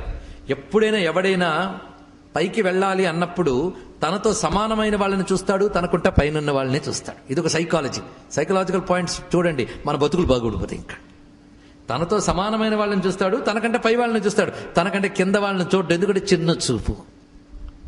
ఆ చూపే చాలు నేను దెబ్బతీసేయడానికి. ఎందుకంటే సర్వవ్యాపకుడైన భగవానుడు కింద పైన ఏమిటి ఆ దృష్టి ఉండాలి. ఇప్పుడు వాడికి దృష్టి లేదు. అందుకే తనతో సమానమైన దైత్యులు, దానవుల్ని, రాక్షసుల్ని చెప్పాడు. తనకంటే పెద్దవాళ్ళు అయినటువంటి గరుడులు, నాగులు, దేవతలు వాళ్ళని చెప్పాడు. ఇక్కడ వాళ్ళు నన్ను చంపకుండా ఉండేలా అవధ్య, వాళ్ళు నాపై యుద్ధము చేసినా నేను వాళ్ళ చేతిలో మరణించరాదు. ఇది అయితే మిగిలిన జాతులు మర్చిపోయాడా అంటే నోరు మూసుకుని ఇంతవరకు అడుగుంటే బాగుండేది. తర్వాత మరొక మాట అంటాడు, పొగరుతో అంటాడు. ఏంటంటే నహి చింత మమ అన్యేషు ప్రాణిషు, నాకు ఇతర ప్రాణుల విషయంలో చింత లేదు. ఎందుకంటే వాళ్ళు చాలా అల్పులు. ఎందుకంటే భగవంతుడు ప్రత్యక్షమైతే మనం నన్ను చీమ కాటు వేయకుండుగాక, దోమ కాటు వేయకుండుగాక అని అడుగుతామండి. ఇంత తపస్సు దానికి దారిపోస్తామా? పోయాం కదా. ఇంత కష్టపడే తపస్సు ఇంకా పైదాని గురించి చెప్తాం. ఇది పాము కాటు ఇలాంటివి చేస్తాం. ఎందుకంటే చీమ, దోమ మన దృష్టిలో ఎంత చిన్నవో రావణుడి దృష్టిలో నరవానులు అంతా చీమలు, దోమలు లాంటి వాళ్ళు. అది ఇక్కడ. అందుకే ఆయన గారు తీసి పారేశారు. వీడు దేన్ని తీసి పారేశాడో అందులోంచి భగవంతుడు ఇచ్చాడు. ఇది ఒక్కటి చాలు ప్రపంచం మొత్తానికి రామాయణం ఇచ్చే మెసేజ్. నువ్వు దేన్ని హీనంగా చూస్తావో అందులో కూడా ఈశ్వరుడున్నాడు. నువ్వు హీనంగా చూసిన దాంట్లోంచే నేను కొడతాడు. జాగ్రత్త. ఇక్కడ అదే రాక్షసులందరూ మనకు చెప్పిన పెద్ద పాఠం. ఇది ఇలాంటివి చాలామంది యూనివర్సల్ ఎప్పీల్ రామాయణానికి ఇవ్వడానికి మనం తృణభూతాహితే మన్యే ప్రాణినో మానుషాదయ, ఈ మనుషులందరూ గడ్డి పరక వంటి వారు అని అడిగాడు. అదొక మాట. మళ్ళీ సరే సంతోషించానే, వరం ఇచ్చాడు, పోయాడు. ఈయనకు తెలుసు ఏంటి జరుగుతుందో. ఇంకా ఈయన దగ్గరికి వస్తున్నాడు. ఎవరి దగ్గరికి? విభీషణుడి దగ్గరికి. ఆ మహానుభావుడి దగ్గరికి రాగానే నాయన పలకరించగానే లేచి వాళ్ళ మాటకి వీళ్ళ మాటకి తేండి. భగవన్ కృతకృత్యోహం, భగవాన్ నేను ధన్యుణ్ణయ్యాను. ఎందుకంటే లోక గురువైన నువ్వు నాపై ప్రీతి చెంది వచ్చావు. అందుకే నా తపస్సుకు రాకేం చేస్తావు అనలేదు ఆయన. నా ఇళ్ళ ప్రీతి చెంది వచ్చావు కనుక ధన్యుణ్ణయ్యాను. నా కోరికలు 3. నిజానికి 3 కలిపి ఒకటే. 3 శ్లోకాలు ఉన్నాయి కనుక 3 అన్నాను నేను. పరమాపద్గతస్యాపి ధర్మే మమ మతిర్భవేత్. ఈ మాట అందుకు భీషణుడు గొప్పవాడు. నేను గొప్ప ఆపదలో ఉన్నప్పటికీ కూడా నా బుద్ధి ధర్మము యందే ఉండుగాక అన్నాడు. ఇంత ఆపద వచ్చింది ధర్మం పోవాలని కాదు, పరమాపదలో ఉన్నప్పుడు కూడా నా బుద్ధి ధర్మమునందే ఉండుగాక. అంతేకాదు క్షత్రియుడికి ముఖ్యమైనది బ్రహ్మాస్త్రము ఇత్యాదులు. ఆ బ్రహ్మాస్త్రము నాకు లభించుగాక. రెండవది యాయామే జాయతే బుద్ధిర్ ఏ శ్వాశ్రమేషు చ సాసా భవతు ధర్మిష్ట తం ధర్మం చ పాలయ. నేను ఏ ఆశ్రమంలో ఉంటానో దానికి తగిన ధర్మం ఏ లోపము లేకుండా పాటించేటట్లు అనుగ్రహించు. నేను ధర్మం చక్కగా పాలించేటట్టు చెయ్యవయ్యా అని భగవంతుని అడగాలి. మనం అది తప్ప అన్ని అడుగుతాం. అది తప్ప అన్ని అడిగినవాడు రావణాసురుడు, అదే అడిగినవాడు విభీషణుడు. మనలో ప్రవృత్తిలో చూపిస్తున్నాడు ఇక్కడ. అది ఇది మన కథ. ఏమిటి అడుగుతున్నాడు? నేను ఏ ఆశ్రమంలో ఉంటే దానికి తగ్గ ధర్మం. అంటే నేను బ్రహ్మచర్యాశ్రమంలో ఉంటే బ్రహ్మచర్యాశ్రమానికి తగ్గట్టు, గృహస్థుగా ఉంటే గృహస్థుకు తగ్గట్టు. ప్రస్తుతం ఇంకా ఏ ఆశ్రమం లేదు ఇతను. ఇంకా చెప్పండి బ్రహ్మచర్యం ఇది చక్కగా జరగాలి. తర్వాత వివాహం చేసుకుని గృహస్థు అవుతా, దానికి తగ్గట్టు ఉండాలి. ఇలా నేను ఉండేటట్టుగా ఆశ్రమానికి తగ్గట్టు ధర్మం పాటించాలి. ఇదొకటి. పైగా ఈ వరములు ఇవ్వడంలో ఏవి తమరికి అభ్యంతరం లేదు కదా అన్నారు. పైగా ఇంతకంటే గొప్ప వరం ఒకటి లేదని నేను భావిస్తున్నాను. అదొకటి గొప్ప మాట. నహి ధర్మా విరక్తానాల్లో కేకించిన దుర్లభం ఏషమే పరమోదారవరహ. ఇంతకంటే ఇంకోటి కోరుకో అని అనకు. ఇంతకంటే గొప్ప కోరిక లేదని నాకు తెలుసు. ఇంత గొప్ప కోరిక తీర్చడానికి నేను యోగ్యుణ్ణైతే తీర్చన్నాడు. అది వినయం. అడిగిన వెంటనే అబ్బా అద్భుతమైన కోరిక కోరేవయ్యా, ధర్మమునందు బుద్ధి కలిగిన నిన్ను అమరుణ్ణి చేస్తున్నాను అన్నాడు. ఇక్కడ ఇది విషయం చూడండి. అమరత్వం కోరిన రావణాసురుడికి ఇవ్వలేదు, ధర్మాన్ని కోరిన విభీషణుడికి అమరత్వం ఇచ్చాడు. అంటే బ్రహ్మకి ఇవ్వడం చేత కాదు, వాడికి ఇవ్వకూడదు అంతే. ఇక్కడే ఎందుకంటే వాడికి అమరత్వం ఇస్తే కలకాలం ఏడిపిస్తాడు. వీడు ధర్మబుద్ధి ఉంది గనక వీడు అమరుడైతే ప్రజలు క్షేమంగా ఉంటారు. అందుకే విభీషణుడు ఇప్పటికీ చిరంజీవి. ఇది తెలుసుకోండి. విభీషణుడు చిరంజీవిని ఎందుకన్నారంటే ఇప్పటికీ చిరంజీవియే అతను. ఈ విధంగా ఇచ్చిన తర్వాత ఇంకా 3 ఆయన దగ్గరికి వెళ్తున్నాడు. వాడి దగ్గరికి వెళ్తూ ఉంటే దేవతలు గుంపులు కొట్టుకొచ్చి బ్రహ్మగారి కాళ్ళ మీద పడ్డారండి. బాబ్బు దండాలు. ఏమిటంటే నువ్వు వాళ్ళ దగ్గరికి వెళ్తుంటే మాకు చెమట్లు పట్టేసాయి. ముందు రావణ దగ్గరికి వెళ్తుంటే ఏం కోరుకుంటాడా అని కోరుకున్నాం, గుండె గుబేలు ముందు భయంకరమైన కోరుకున్నాడు. తర్వాత ఏదో తంటాలు పడి చూస్తాం, కానీ అవే కోరికలు వాడు కోరుకున్నాడా ఒక్క క్షణం మేమెవరం మిగలం. వాడు మొత్తం ఒక్క పూట భోజనానికి సరిపోరు ఈ జనాభా. అందుకు దయచేసి వాడి విషయంలో మాత్రం మరి ఏం చేస్తా, తపస్సు అడిగితే ఏమేది ఇవ్వాలి కదా అన్నాడు. పెద్ద రూల్స్. అందులో ఛాదస్తుడు బ్రహ్మదేవుడు, బాగా వేదం చదువుకున్న వాడికి ఛాందసం కాక ఇంకేముంటుంది అని వేద పురుషుడు. అందుకు ఛాదస్తం కొద్దీ వాడు అడిగింది ఇచ్చేయాలయ్యా అన్నాడు. ఇంక లాభం లేదు, వీళ్ళు ఆవిడ్ని పట్టుకోవాలనుకున్నారు. అమ్మండి బుద్ధుల్ని ప్రేరేపించే తల్లి. ఇందులో చూపిస్తున్నాడంటే ఎవడి బుద్ధి ఎలా ఉండాలన్నా బుద్ధుల తల్లి అయిన అమ్మని ప్రార్థించండి. అందరి బుద్ధులు ఆ చేతిలో ఉన్నాయి. వాళ్ళు చేసింది ఏంటంటే ఆ తల్లిని స్మరించారు. ఆఖరి బ్రహ్మదేవుడు కూడా నాకు వరం ఇవ్వడానికి భయంగా ఉంది, కానీ మా ఆవిడ ఏదైనా హెల్ప్ చేస్తుందో అడుగుతాను అన్నట్టండి వీళ్ళందరి మాటతో. అప్పుడు సరస్వతిదేవి నేను చూసుకుంటాను అంతే. బ్రహ్మదేవుడు నిశ్చితగా వెళ్ళాడు, కుంభకరుణ్ణి తపస్సు నుంచి లేపి ఏం కావాలన్నాడు. సరిగ్గా వచ్చింది సరస్వతిదేవి కూర్చుంది బుద్ధిలో. వాక్ అంటే బుద్ధే, ఇక్కడ పుడుతుంది ఇక్కడ పలుకుతుంది. వాక్ అంటే ఈ రెండే. అక్కడ వాడికి పుట్టింది ఏంటంటే నాకు అలాగే ఎప్పుడు నిద్రపోయేటట్టు వరమియ్యవయ్యా అన్నాడు. వాడు కూర్చున్నప్పుడు మాత్రం బోల్డ్ కోరుకున్నాడండి. దీన్ని బట్టి మనకు ధైర్యం వచ్చింది. అమ్మని మనం ప్రార్థన చేస్తే దుర్మార్గులు ప్రపంచాన్ని బాధ పెట్టాలని ఉద్దేశం పుట్టినా వాళ్ళ బుద్ధిని కూడా మార్చమ్మా అని అమ్మని అడగచ్చు మనం. అది ఇక్కడ చూపిస్తున్నాడు. వీళ్ళు అలా ప్రార్థించారు. దేవీం వాచమజనయంత దేవా తాం విశ్వరూపా పశవో వదంతి. లోకంలో పలిగే వాక్కంతా ఆ తల్లే. అందుకు ఆ తల్లిని ప్రార్థించి దేవీం వాచమజనయంత, అందుకే దేవతలు వెళ్ళి బ్రహ్మని ప్రార్థించి వాక్కుని రప్పించారంటే ఆ మంత్ర రహస్యం ఎక్కడుంది, వేదమంత రహస్యం ఉన్నది. ఆ విధంగా ఆ తల్లి ప్రేరేపించింది. ఎప్పుడో సరే ఇస్తున్నానని వెంటనే సత్యలోకానికి వెళ్ళిపోయాడు. కాస్త ఆలస్యం చేస్తే మళ్ళీ మత్తు దిగిపోతే కష్టం. తిన్నగా తపస్సుకి ఇచ్చాను వెళ్ళిపోయాడు ఆయన. వెళ్ళిపోయిన తర్వాత ఈయనకు వెలక వచ్చిందిట. సరస్వతి వదిలేసింది, అంత తప్పు చేశాను నేను, తొందరపడి ఈ కోరుకున్నానా, ఏదో దేవతలందరూ కలిసేది మోహం చేశారని హాయిని ఆవలించి పడుకున్నట్టు అక్కడ. ఇంకా పూర్తి నిద్ర రాలేదు రండి, ఇంకా ఓపెనింగ్. ఈ విధంగా ముగ్గురు వరాలు పొందారు.